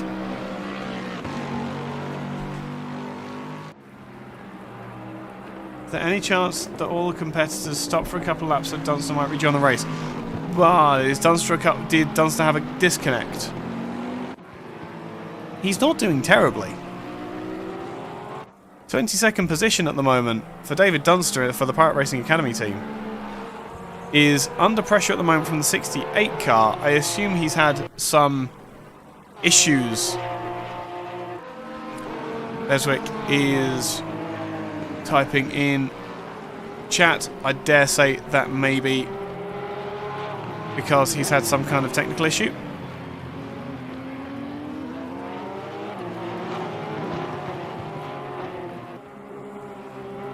Ida Zak, meanwhile, is on the offensive now behind the number 5 of Asura Maru in the Audi.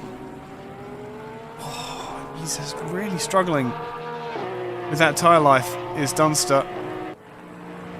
There is some damage to the back of the car as well.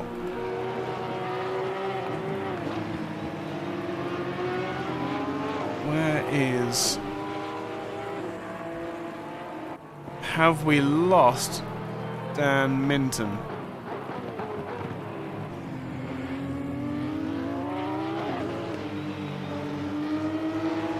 I think we may have lost Minton from the event. That's heartbreak from leading the race. Oh, as... Is that Ida Zak?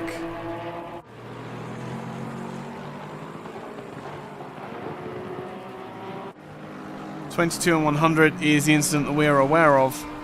Where's the 89 car gone? There. So it was Ida Zak off on the inside. What has happened there?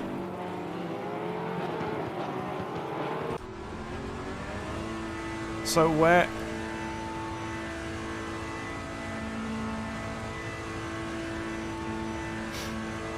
Commentator Kitty doesn't like these replay delays.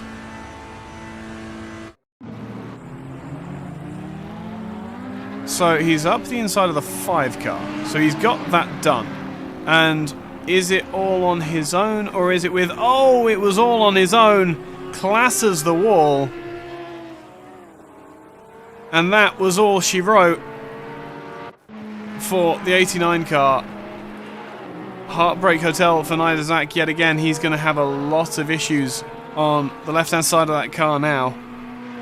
With Rockstar, I believe that's a Rockstar-oriented livery. Either way, head of the field now. This is the battle not only for the podium, but also for second overall.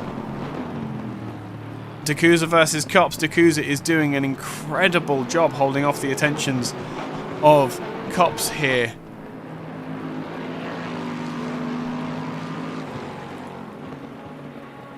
Absolutely the closest battle on the racetrack at the moment. Although Mex is putting pressure on the 94 car as well.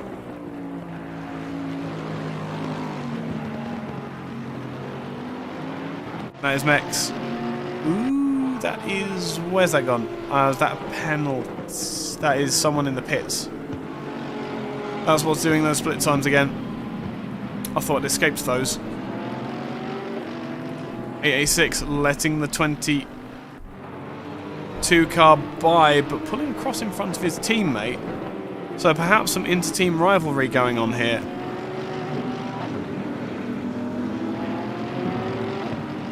And now the 886 can use the Porsche and all of the horsepower behind or in front of that Mercedes. Was the car behind Milutinovic gets it ever so slightly wrong under braking and throttle as well. These are treacherous conditions for all of these drivers at the moment. Look at how hard Milutinovic is pushing here to make it past his teammate.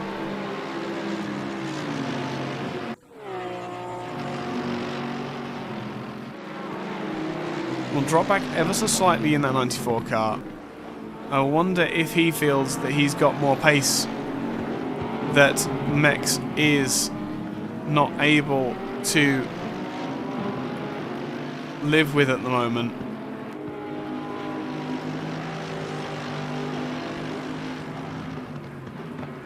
There's an interesting phase of the race now. Here is where it's going to become very, very, very complicated for our leading drivers.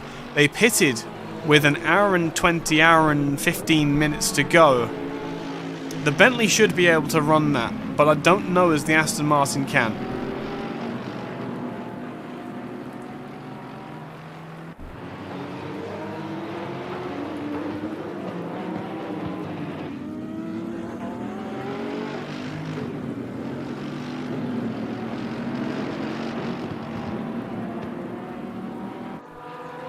As Rock Cops begins to turn the screw again, Milutinovic is also putting the pressure on his teammate. There should be all sorts of cleanness going on between these two. As commentator Cat is watching the car circulate as well.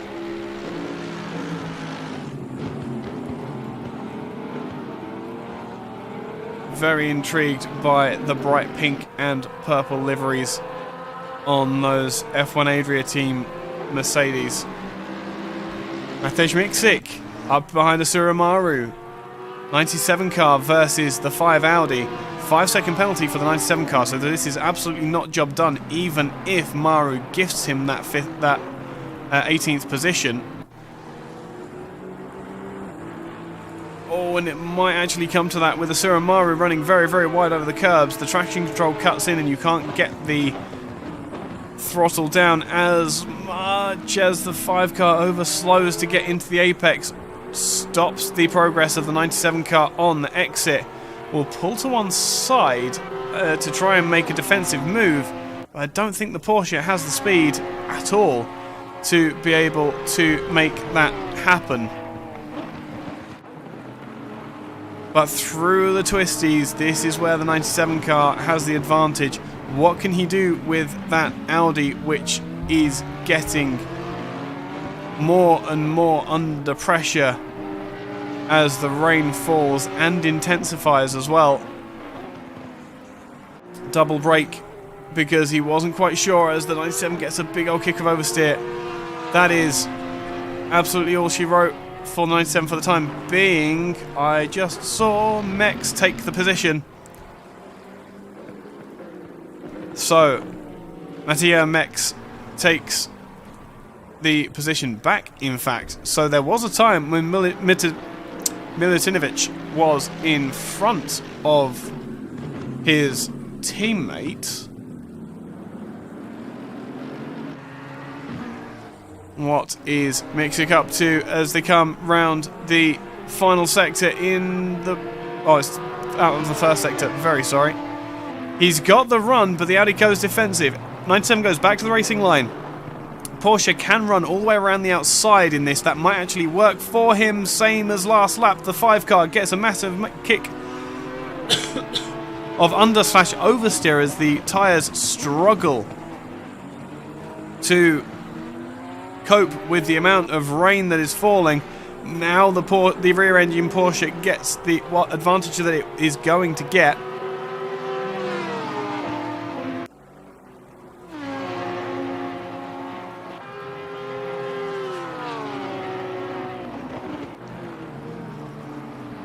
And into the final section they come. The Porsche is so slow in a straight line. BOP though, you can see just how quick the Porsche is when it can get into clear air. But as it's having to run around the pace of others, Audi tries to go defensive, but the Porsche's gone tighter, gets on the brakes and the pass is made. Can the Audi get the cut back on the start-finish straight? No, it seems not, he says with a very trepidatious voice. Across the line, it's confirmed the 97 going in front, and oh my... Okay. Maru turned into Mixik. Okay. That was a bit unfortunate. That was... I don't know what he was thinking then for the number 5 there. Unless he wasn't quite paying attention, unless he was trying to take the narrow line, I don't know. Unfortunately, the battle that we were looking forward to so much that just reached the head has been rained off to an extent that's really unfortunate. But Stephen Carey elsewhere trying to put pressure on the 44 car, the Young Boys team Porsche, I thought it was Young Boys team, of Leon Verlich. It's so unfortunate that we were robbed of that fight. I was really looking forward to that because they're so peculiarly balanced cars.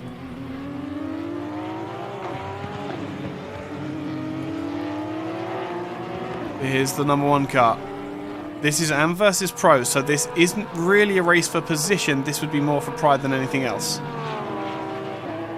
But it looks as though he is falling back ever so slightly, getting stuck up underneath the rear wing of the sister Porsche.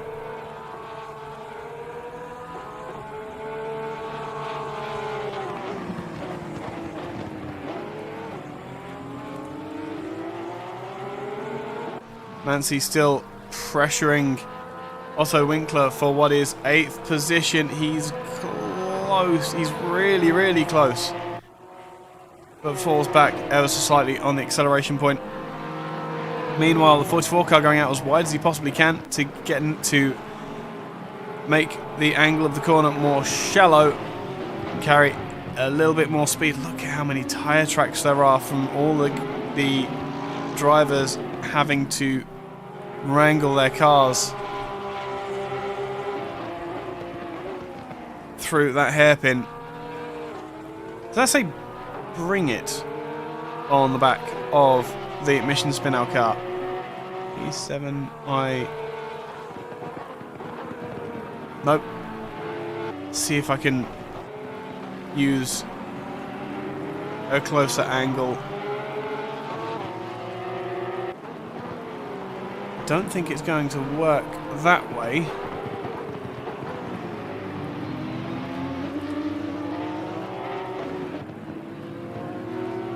I have no idea what B7in3.com is, but I don't know if it's worth going to. Nonetheless, battle over 13th position, battle over 8th position. Very difficult fight for Mansi. However, a battle that he doesn't necessarily need to fight. Otto Winkler is going to lose out when the end of the race comes, even if he just sits still in that lower half of the top 10. Race director This is race control. Incident between cars 89 and 7. Car number 89 receives a 10 seconds penalty. Incident between cars 5 and 710. Car number 5 receives a drive-through penalty. Incident between cars 22 and 100. Car number 22 receives a 15 seconds time penalty. That was the penalty we were looking for. The 22 with a 100. 15-second penalty to the Pirate Racing car. So the lower half of the top 10 in their entirety have time penalties to be served at the end of the race. What an insane race this has been, and there's still half an hour left to go. Does Remco Langendijk have the fuel to the end? Does the 80 of D'Couza? Rock Cops, I think, pitted late enough that he should be good to the end. That is our first car who is definitely 100% safe to the end. He is the third place 23 Lexus of Rock Cops.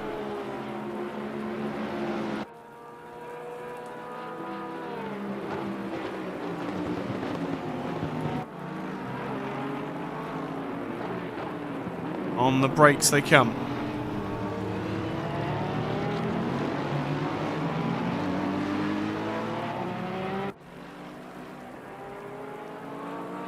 It just looks as though they're so close on pace that every little movement that they make is what's affecting.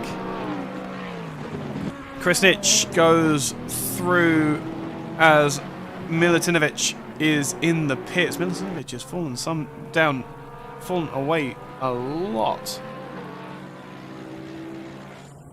in this session. Where is Stephen Carey on the back of Verlich? Still, Verlich has quite a bit of space in front of him to be able to stretch his legs, but Stephen Carey is keeping him honest, making sure that he doesn't get too much of a gap. Also great to see that Nyan Cat livery on stream again. Always wonderful to see it.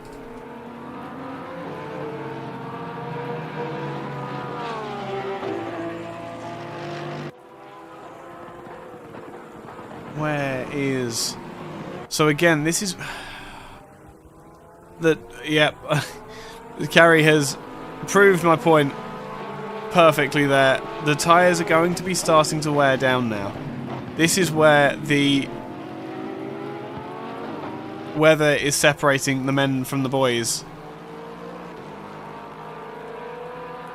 Where you have to know exactly where the grip is and where it isn't.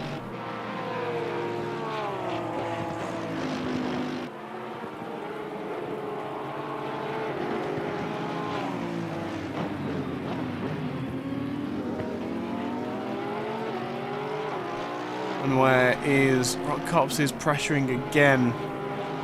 But I dare say those Porsches are going to start to become a bit more of an issue on that tyre wear, as it looks as though Carey is starting to drift off in the pace now after running behind Verlich for so long. I think he may have started to burn off those tyres. Cops, meanwhile, Cops is absolutely still on the tail of the number 80 car. This is a battle that's been going on for almost an hour now, and the 23 car can't find a way past, and the 80 car keeps finding new and inventive ways to defend. They're coming out towards the back straight through curve at Monto now.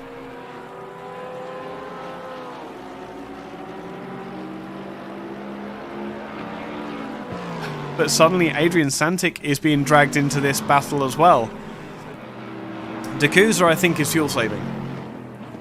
I do think that D'Couza is fuel saving to get him to the end of this race. It's a big ask, but it's doable.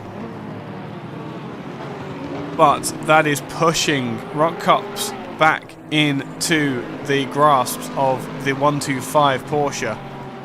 Stephen Carey is as close as he's ever been, as Verlich is starting to lose the best of his tyres as well.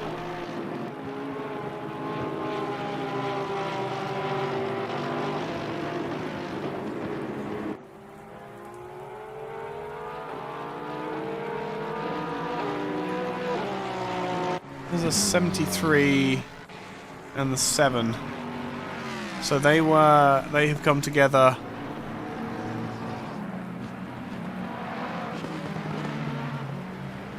at 1 hour 32.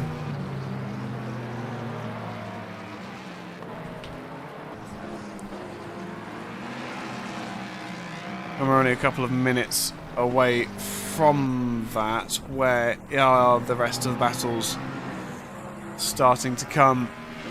Oh, Rock Cops is very close now.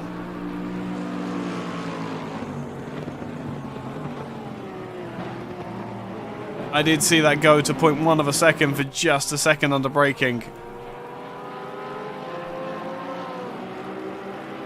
Oh, and this really is as close as he's been. Normally it's been a couple of tenths back. But now the Lexus can smell blood in the water for the Bentley. And as the rain gets heavier and heavier, that Lexus, I dare say, might come into its own. The leader is only 7 seconds off. If that Lexus is quick enough in the rain, oh, this could be a Cops Racing Team victory. Which would be incredible.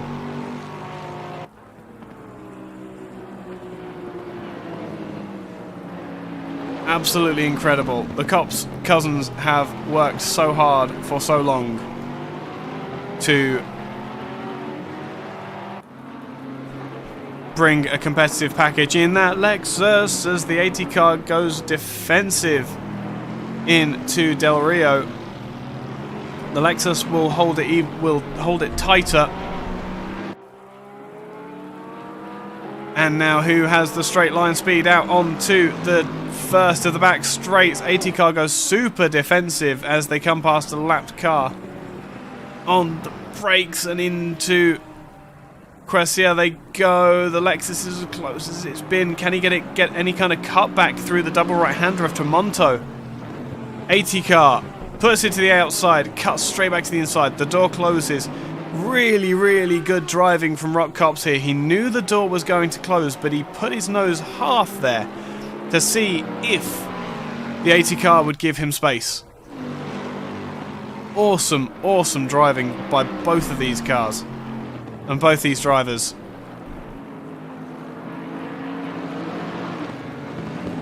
Into the slower section again, and the Bentley can just park it wherever he wants and keep the car behind of Rock Cops. But again on the exit there's so much speed for the 23 car. He doesn't know what to do with it. He gets up underneath the rear wing.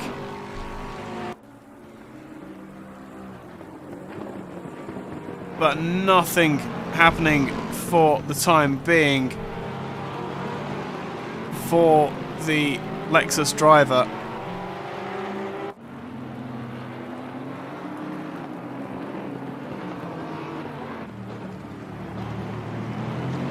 Now it's as close as you like. Lexus tries to do the same thing again. This is the problem. He's doing exactly the same thing every lap. Gets a big old kick of oversteer on the exit of Del Rio. Or the Del Rio complex, let's call it. And that gives the 80 car its first breath. Oh, and then he uses it and runs wide. It's not the worst place to run wide, as the corner is both banked and comes back to you in this right-hander here. I had 80 cars either running out of tyres, running out of fuel, or both. And the Lexus behind is looking stronger than ever. Coming through Cavone. And through the second and third part on the brakes. If it was touring cars, you'd forgive cops for giving a little love bump to the Bentley.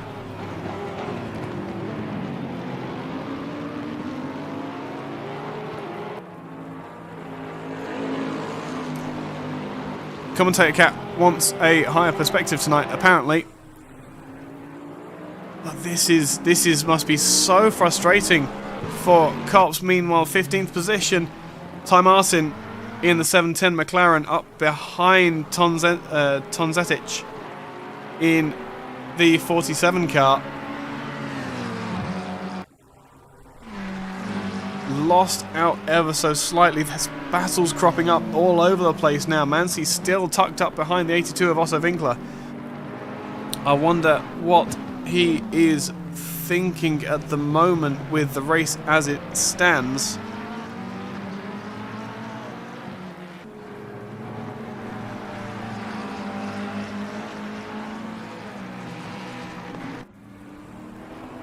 But all of these drivers displaying the utmost discipline and keeping their racing class as high as possible.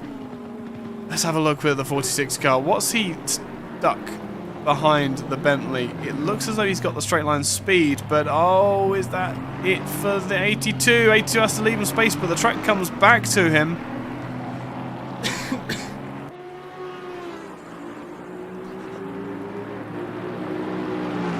46 tries to get the cutback. He is alongside now, coming down into Corsia. Has the inside line. Nothing the 82 car can do, but try and get the cutback on the exit. That isn't going to work for him. As the 46 flashing of the lights of the 82 car. And that looks like it might be position permanently gained.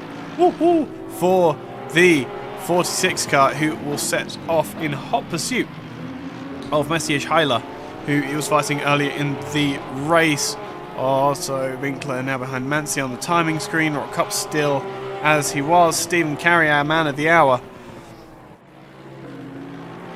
still tucked up behind Verlich, and Ty Martin 30 seconds behind. Dare say that is not going to change too much. However, Ty has passed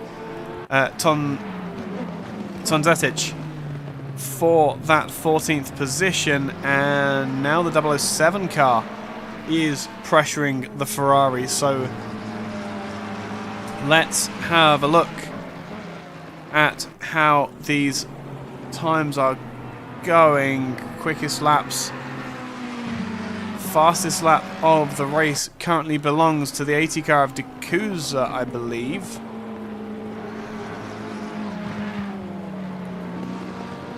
Yes, but the leader of Remco Langdijk has a 7-second deficit to 7-second lead to D'Couza in second, so plenty of time and space to run his race and play it safe.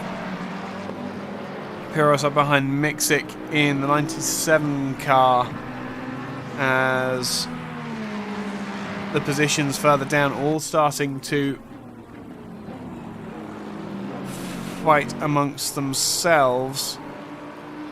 We're watching this battle unfold as the Ferrari begins to lose its grip on the track. As Borovic, here we go. Here is the attack made, and before they even get into turn one, fourth position for Philippe Borovic. Can do names, I promise. And now he has a 3-second gap to make up. He's got even more than that because he's got a 15-second penalty. This is race control. Incident between cars 213 and 7. Car number 7 receives a 15 seconds penalty. Incident between cars 23 and 80. Car number 23 receives a 15 seconds penalty. And the last incident, car number 5 and car number 97. Car number 5 receives a drive-through penalty. A drive-through penalty from car number 5. Car number 5 with a drive-through penalty. That is Maru in the Audi. What has caused that then? Yes, we're going to get that particular replay. And this is all we're going to get. 18 minutes remaining in the session. I went a bit too early. Oh, is this going to be into turn 1? 5 car battling with a 97. Tries to go to the outside, and yeah, this was the incident that we saw. It's so difficult. As we see the 5 car taking that penalty straight away. Take him with grace, for sure, but that was such an odd incident. I'm so intrigued to know how Maru got that so wrong on the turn in to turn 1. And it is a punishing pit lane as well. Zivkovic still up behind the 47 car. The 710 has dispatched the 47 Ferrari, but the Jaguar not able to make any progress so far. The 888 car on the back of the 97 now. Mixic with that 5-second penalty. Where has the 5... Oh, he's got a stop-go 30 as well, has Asura Maru. That would be for speeding in the pit lane. Got to be so conscientious and careful when taking penalties and entering the pit lane, because there is no forgiveness for speeding in the pit lane here in ACC and in ISDA, to be very fair.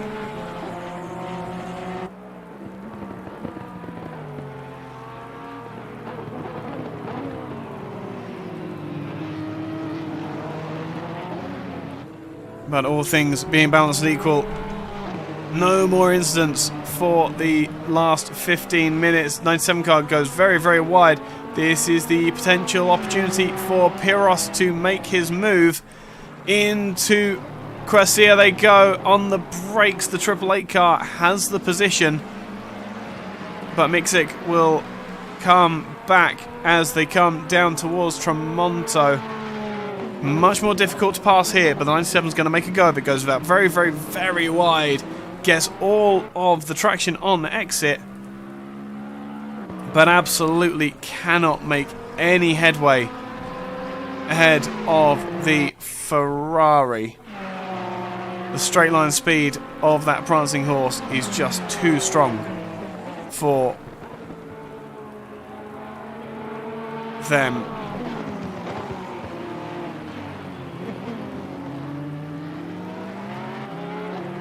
Mansi now up behind Heiler. Oh, we've seen this before.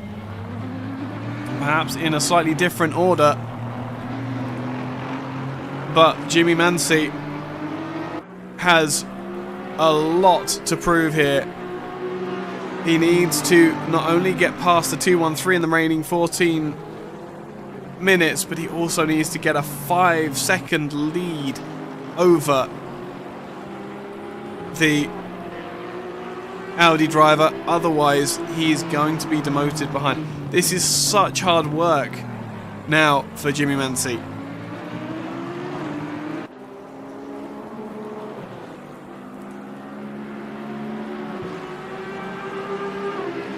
Dropping back in a straight line. That's really strange for the Aston Martin.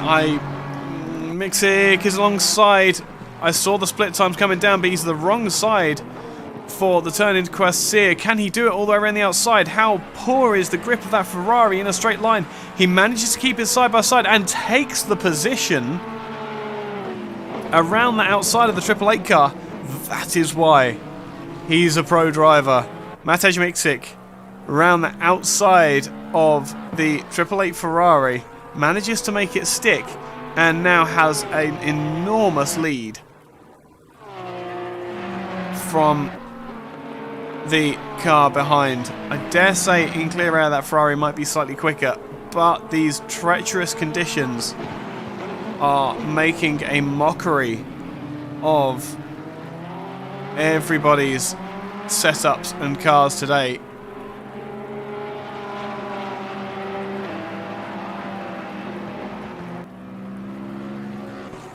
This Ferrari coming up behind. This is the 100 car in 10th position. This one isn't for position. 97 car putting the indicator on, pulling well out of the way and just allowing the 100 car to come past. Gentlemanly driving, very well executed and done at an opportune moment for both drivers as well. The 97 won't lose out any position whatsoever in comparison to the 888 car.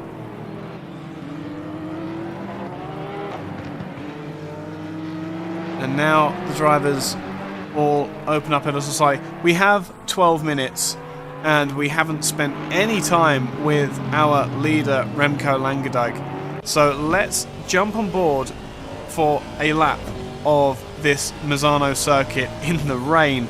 How many times have you heard that before?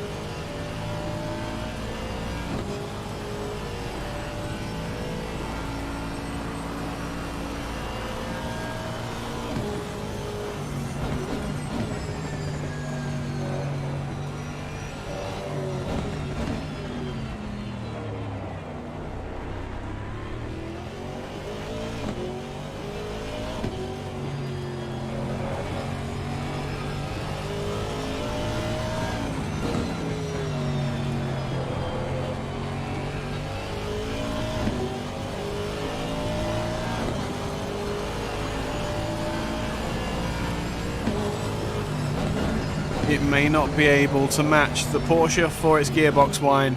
It might not be able to match the V12 Aston for the beautiful noise, but it is the fastest car on track at the moment. Well, not the fastest car on track, but it's absolutely leading the way. Behind, however,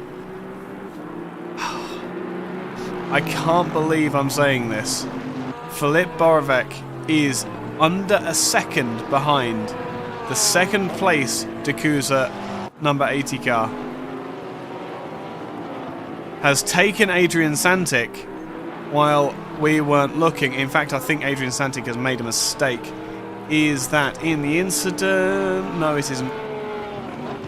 So we need to find manually, unfortunately, where did that 125 car drop away from the back of the 80 Bentley? It can't have been for long. Where is Santic? So it was a while ago.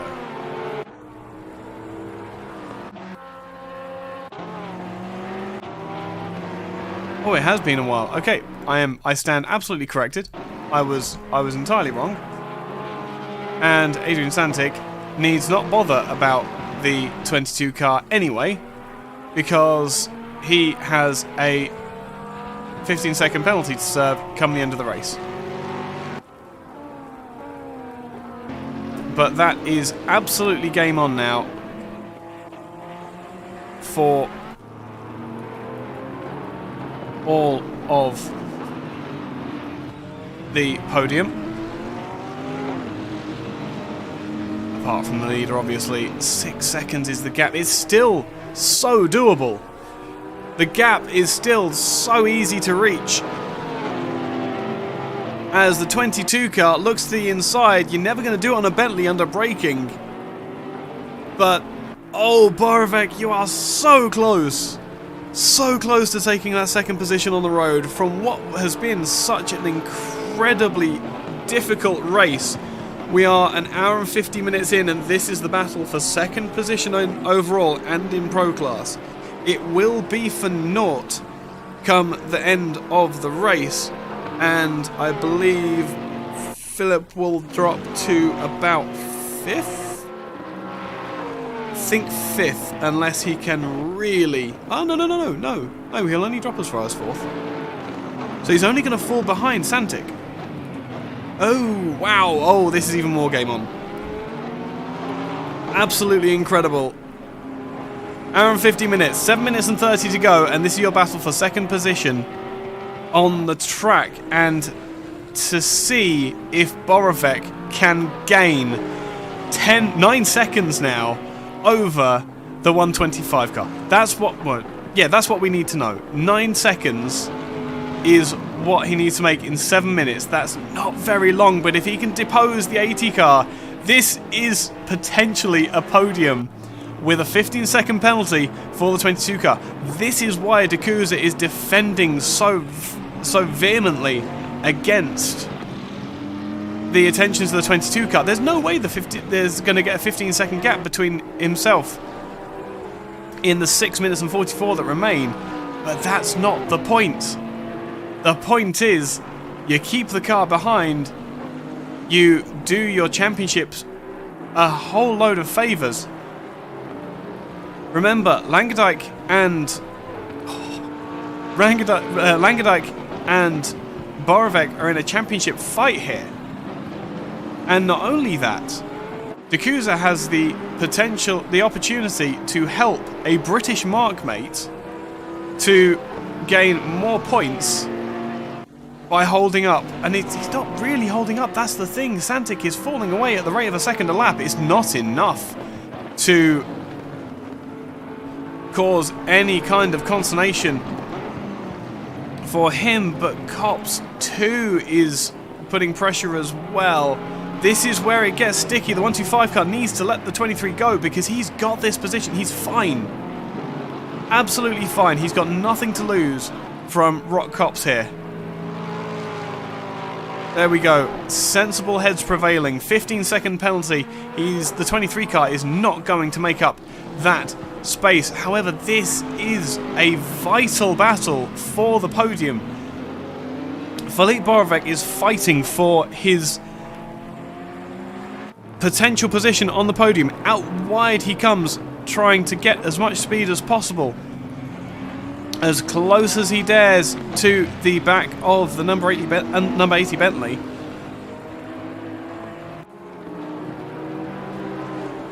And out onto the back straight. The Porsche has the traction. The Bentley has the horsepower. Up the inside, the 22 car looks. Can he make it happen? No. Bentley, last of the late breakers in the BOP. It really is such a big car, but it weighs about the same as the Porsche, if I'm remembering correctly. Meanwhile, 4 minutes and 40 left in this session, and Stazak is hunting down the number 2 Bentley of Reikoschnik for the lead of the race in AM. Pivotal positions being exchanged and fought over in the dying moments of this TRM endurance round. Also, positions being exchanged further down between Pro and AM cars as well. Oh, Borovec is so close. He's so close. Into the final corner. There's nothing he can do. Locks up the brake, trying to get the car stopped. And the 80 car goes straight back to the racing line. The 22 car is going to try and straight line. It's not going to happen there. On the brake through turn 2. Look how much speed there is under the 22 car. Gets a big old kick of oversteer. Oh, and they're closing in on the leader as well somehow. Plenty of space for Langendijk to just cruise home as well. So, absolutely nothing worth fighting for overly. I'm absolutely speechless right now. The battle for second in Pro, the battle for the lead in AM is separated by mere tenths of a second. The 22 car can't get, they just bogged down on the exit of Corsa there. So unfortunate. Tremonto again trying to get the power down, use that rear engine, get the car straight, get the power down as much as you can, because there is a power deficit for that 22 car. How he's holding on as Stazak comes through as well, just behind this battle, and a lap down as well, but this is vitally important for the championship. It looks as though Stazak's on a controller as well. Judging by the steering movements, well, he's got an even quicker rack than I drive with. Is going to... Oh, it's so close. So close. That NSX is looking so poised and beautiful in the awful weather that we've got tonight.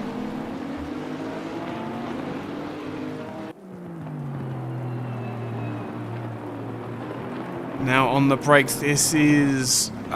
where is...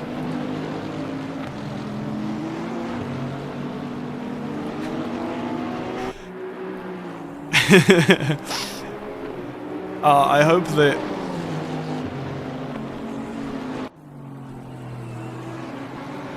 Oh, the NSX looks to the outside for the 2 car.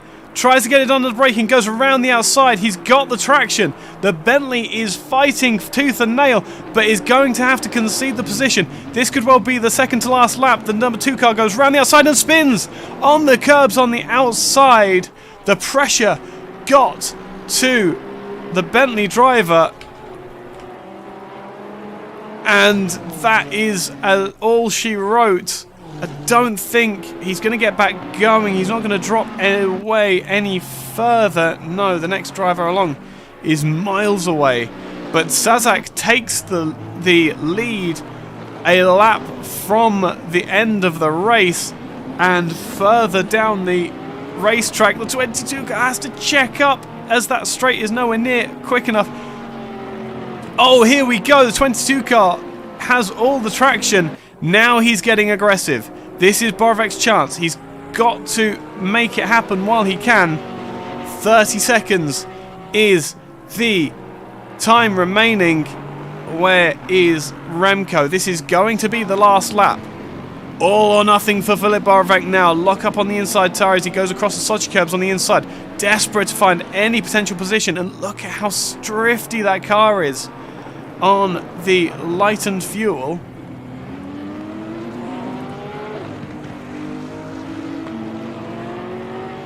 Can he make a attack into any of the slower corners?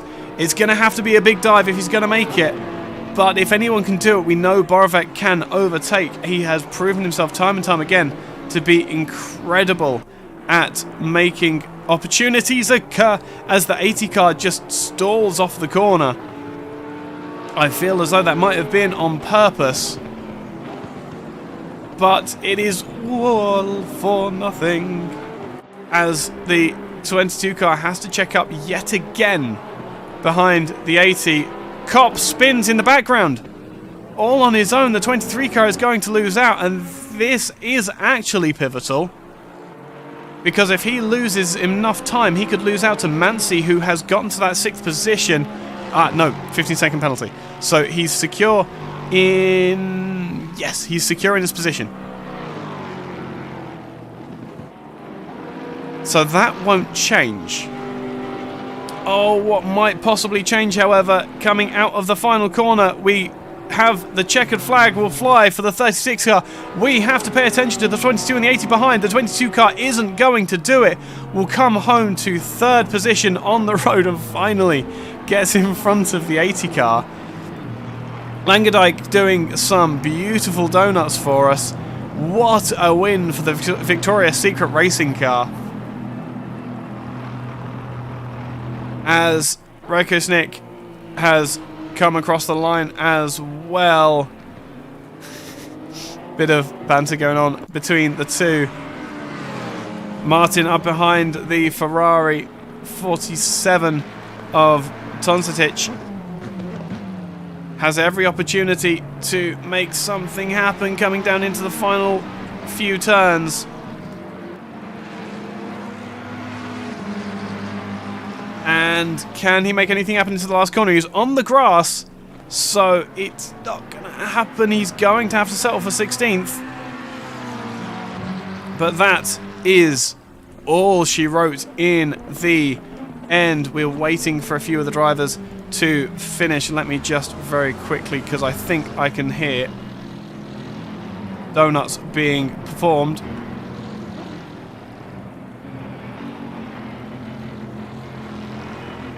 Also, Winkler doing some beautiful donuts for us in this. So, timetables, race. The overall finishing order then, as I just need to... Oh, I wish I could do just the pro class as well. Oi. That's what you get for reinstalling just before it all disappears. Remco Langendijk to the head of the field, taking the win for this 2 hours of Misano. D'Couza is alongside him on second, and Adrian Santic will round out the podium in pro. In AM, Stazak will take the win in tremendous style from Raikkonen in the number 2 Bentley. Stephen Carey will come home in a triumphant third in that Nyancat.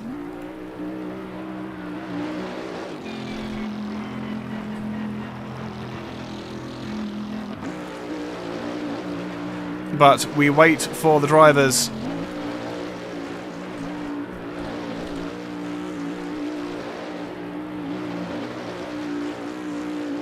We wait for the drivers to come and say hi as the session draws to a close. Apologies for headphone users if you were deafened by that screenshot. But unfortunately,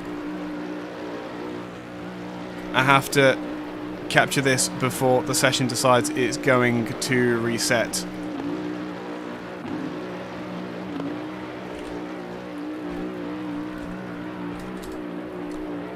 As I think it was first into the room was D'Couza. Rock Cops. Rock Cops, one of the men of the hour. My goodness, the speed that you had in that Lexus in the wet was incredible. Yeah, thank you. Also, hey, good evening. How's it going? Hi. Not spoken to you before. Well, I'm pretty. No, we didn't. I'm pretty tired. It was hard race, and we had a fight with the Kuza, so it was insane. I feel bad for hitting him. I know that it was on me. Sadly, I got 15 seconds penalty. I don't know why that harsh, but I accept it. It was on me. But I think we both lost, like, I don't know, 5 seconds maybe, and we had no damage. So I don't know. I think that the way that the decisions are made is not necessarily from the outcomes of the incident, but it's the driving standards, essentially. Yes, I know. I love him, so it was on me. Yeah. And I accept that. So, but still, it was a good fight. I think he was just on the verge of the speed I couldn't pass. So I couldn't get close on the straight. He always had the upper hand there. I don't know. He was defending well. I mean, I'm not that good to. I need to see the replay. Maybe I had a chance to overpass, but I didn't see it. So. Yeah. No, I totally. No. You totally agree. Well, put it this way: for the last, say, half an hour, D'Couza was keeping Borovec behind him. Borovec, I think. Yeah. Behind him. Borovec, but it's okay. Which is an incredible achievement, considering, well, they're the two fastest how cars. fast he is. Yes, he's, absolutely. he's So it's a he was testament. probably the fastest here. I tell you what. As he was first in, let's drag him in very quickly as well. Yeah. Dakuza, I'm really sorry. I may have interrupted a conversation, but second position. Congratulations, first off, and secondly, Thank you. I think I speak for both Rock, everybody watching, and myself when I say, my goodness, how wide did you make that Bentley? I know the Bentley's a big boy. I didn't know it was that big. I didn't know it was the entire track wide. And how fast you got out of the on the straights. I mean, you just went out. I couldn't keep up. No matter how I got to the straight, he just pulled it off. Yeah, thanks. Well, first of all, thanks very much for the battle. That was so much fun. And too bad for the tap. I think it's fair to say that it was a genuine accident, and there's no hard feelings no either way. intentions. Let me just I'm vocalizing that for chat. Like this is how gentlemanly and how good all these guys are. There's no hard feelings. There's no none of this is intentional. It's really how difficult was it tonight? How hard was it to keep those cars on the black stuff? I mean, if I go first, my car was behaving really good. All the mistakes I did was on me, totally on me. I don't know. I somehow got set up good, so the car just went in. I was fast on the corners comparing to the Corsa, but I couldn't pass. No. He was just too wide. He was so big, like you're behind. I don't know, a bus. I just couldn't pass him. Yeah, my setup was. I had a great setup for the dry, and I was pretty fast in the dry. But when we turned to wets, my PSRs were all over the place, close to 32. So I had no grip on the corners, but great speed on the straights. Yeah, and that's the thing. That's where you kind of. It's easy to defend when your car's fast in the straights. It doesn't, because you can't really go around the outside of a corner. And I'm sure Rock can give testament to this. His pace may have been way higher, but every time he tried to use the best racing line, there was a Bentley in the way. Yeah. So there's no way. I have a feeling that I could be like, I don't know, half a second faster every lap, but it's not enough. He just closed the lines when we got into the corner, and he was really flying out of them. So, hands down, I couldn't. I wouldn't even try anymore after the incident. So, I don't know. It was an extraordinary race, though, and it was great seeing both of you battle so closely and be so well matched. And again, it just gives testament to how good all of you guys are at ISDA. Like the driving standards that you all bring, just they're neck and shoulders above, head and shoulders above everything else that we witness. Like there's none of this exploitation of the physics engine. There's none of this. None of the kind of cheaty, horrible things. There's no bitterness. There's none of this esports stuff that you see. It's just purely people coming racing because they enjoy racing and enjoying the fights. Yes, I agree totally. I'm exhausted, but it was fun. It was good. He was better tonight. Yeah. No, I think the 80 car is on the top of a few people's lists for driver of the day. You didn't win, but you didn't really need to, did you? It was just that second position was within your grasp after all of the first. He was as fast as Langendijk, if I'm not mistaken. Oh no, he's definitely as fast as Langendijk was. Maybe if he wouldn't have been defending, he would catch him probably. Yeah, I was kind of catching Langendijk slowly. Yeah, but not enough laps. His pace did also drop off something chronic because of the because he had a 6-second gap. Like he got up to 7.5 at one point. Yeah, so that's a lot. He might have been looking after the car and just taking his time getting through traffic. I'll ask him in a second, but yeah, both of you absolutely incredible racing. Really unfortunate for that little contact, but Rock, I hope you're going to come back next week and show Dakuza who's boss. Yeah, I don't can't know. wait. He's in Bentley, so I don't know if I'm the boss there. We Ah, saw we'll last see. week how the touch between the Ferrari and Bentley looks like. Mm-hmm. So I mean, he's the boss. Oh, Literally absolutely. there. Boatley wins. Boatley wins. Yeah. They must have a weak spot. I'm sure you'll find it. I hope so. Rock, thank you very Thank you. much for coming in and saying hi. Dakuza, congratulations on that second place. It was very hard fought for, ever so slightly lucked into, but as many commentators say, you make your own luck. You had to be in the right place at the right time to make the most of what happened. Yeah, thanks again. That was so much fun to battle, and I can't wait to watch the stream. It's gonna be so much fun. I definitely wasn't waxing lyrical about your driving at all. I hope you don't blush. Dakuza, Oh. congratulations. Cheers for coming and saying hi, mate. Thank you. Catch you in a bit. Bye. And now, into the com box. He has been waiting patiently.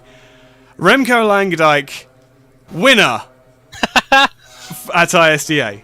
Thanks. Give us your emotions. How are you feeling? What's the mood in your head right now? Well, first I rushed to the bathroom because I needed to pee for the last hour. It started to hurt. But yeah, I was a bit lucky, unlucky, and all at the same time. I think I was very lucky at the start, and then when Dan passed me, I was unlucky with the Ferrari just sitting there in the middle of the track. I don't know. I think he spun or something. Yeah.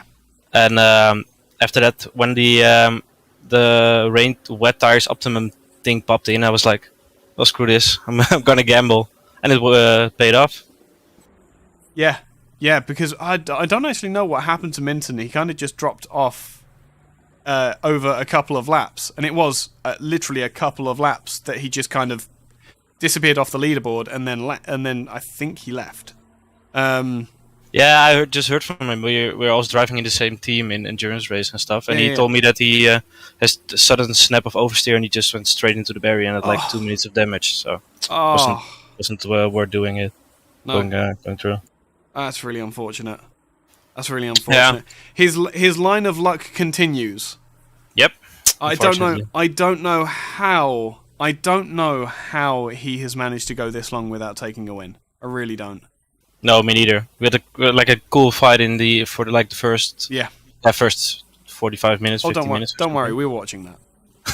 What was your out of interest? What was your perspective of the leading four taking each other out?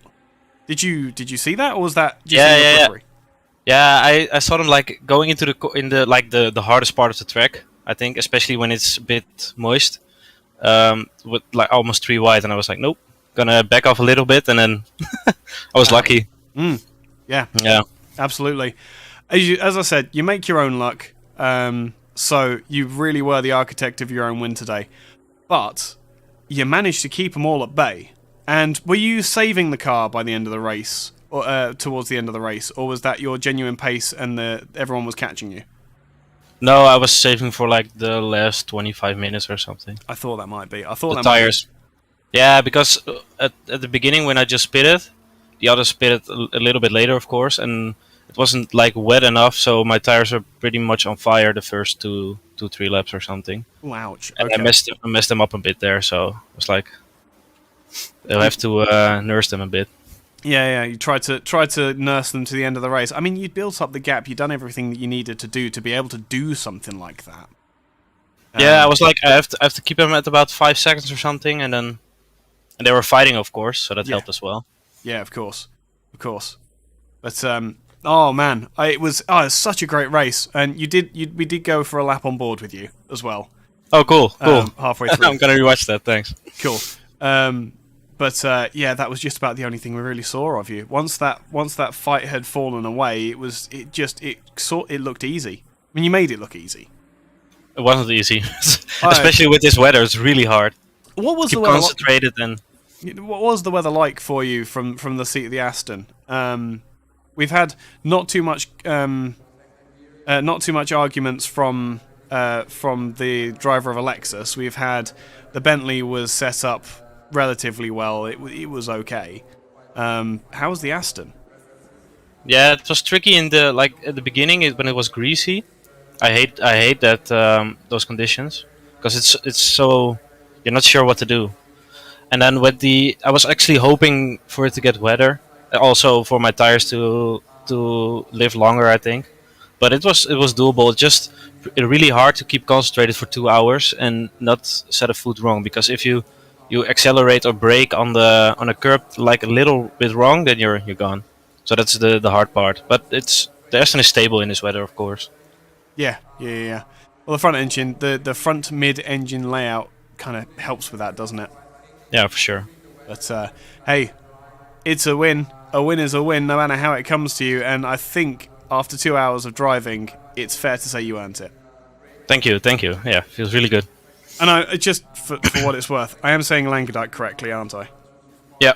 Okay. Yeah, it's cool. like you know Van Dijk, the footballer. Yeah. Yeah, it's the same. No, I thought so. That was the logic I was using. That's awesome. Yeah, cool. It's actually with a Y and a J, but I changed it to. Did you make it to just a Y so that I could actually read it? Yeah. That's very considerate of you. Remco Langendijk, race winner for the International Sim Drivers Association. You have a lovely evening, my friend. Thank you. You too. I'll speak to you next time. All right. Yep. Cheers. Bye bye. And that is about it. The session has reset to an interesting display, but we don't unfortunately have the updated standings for the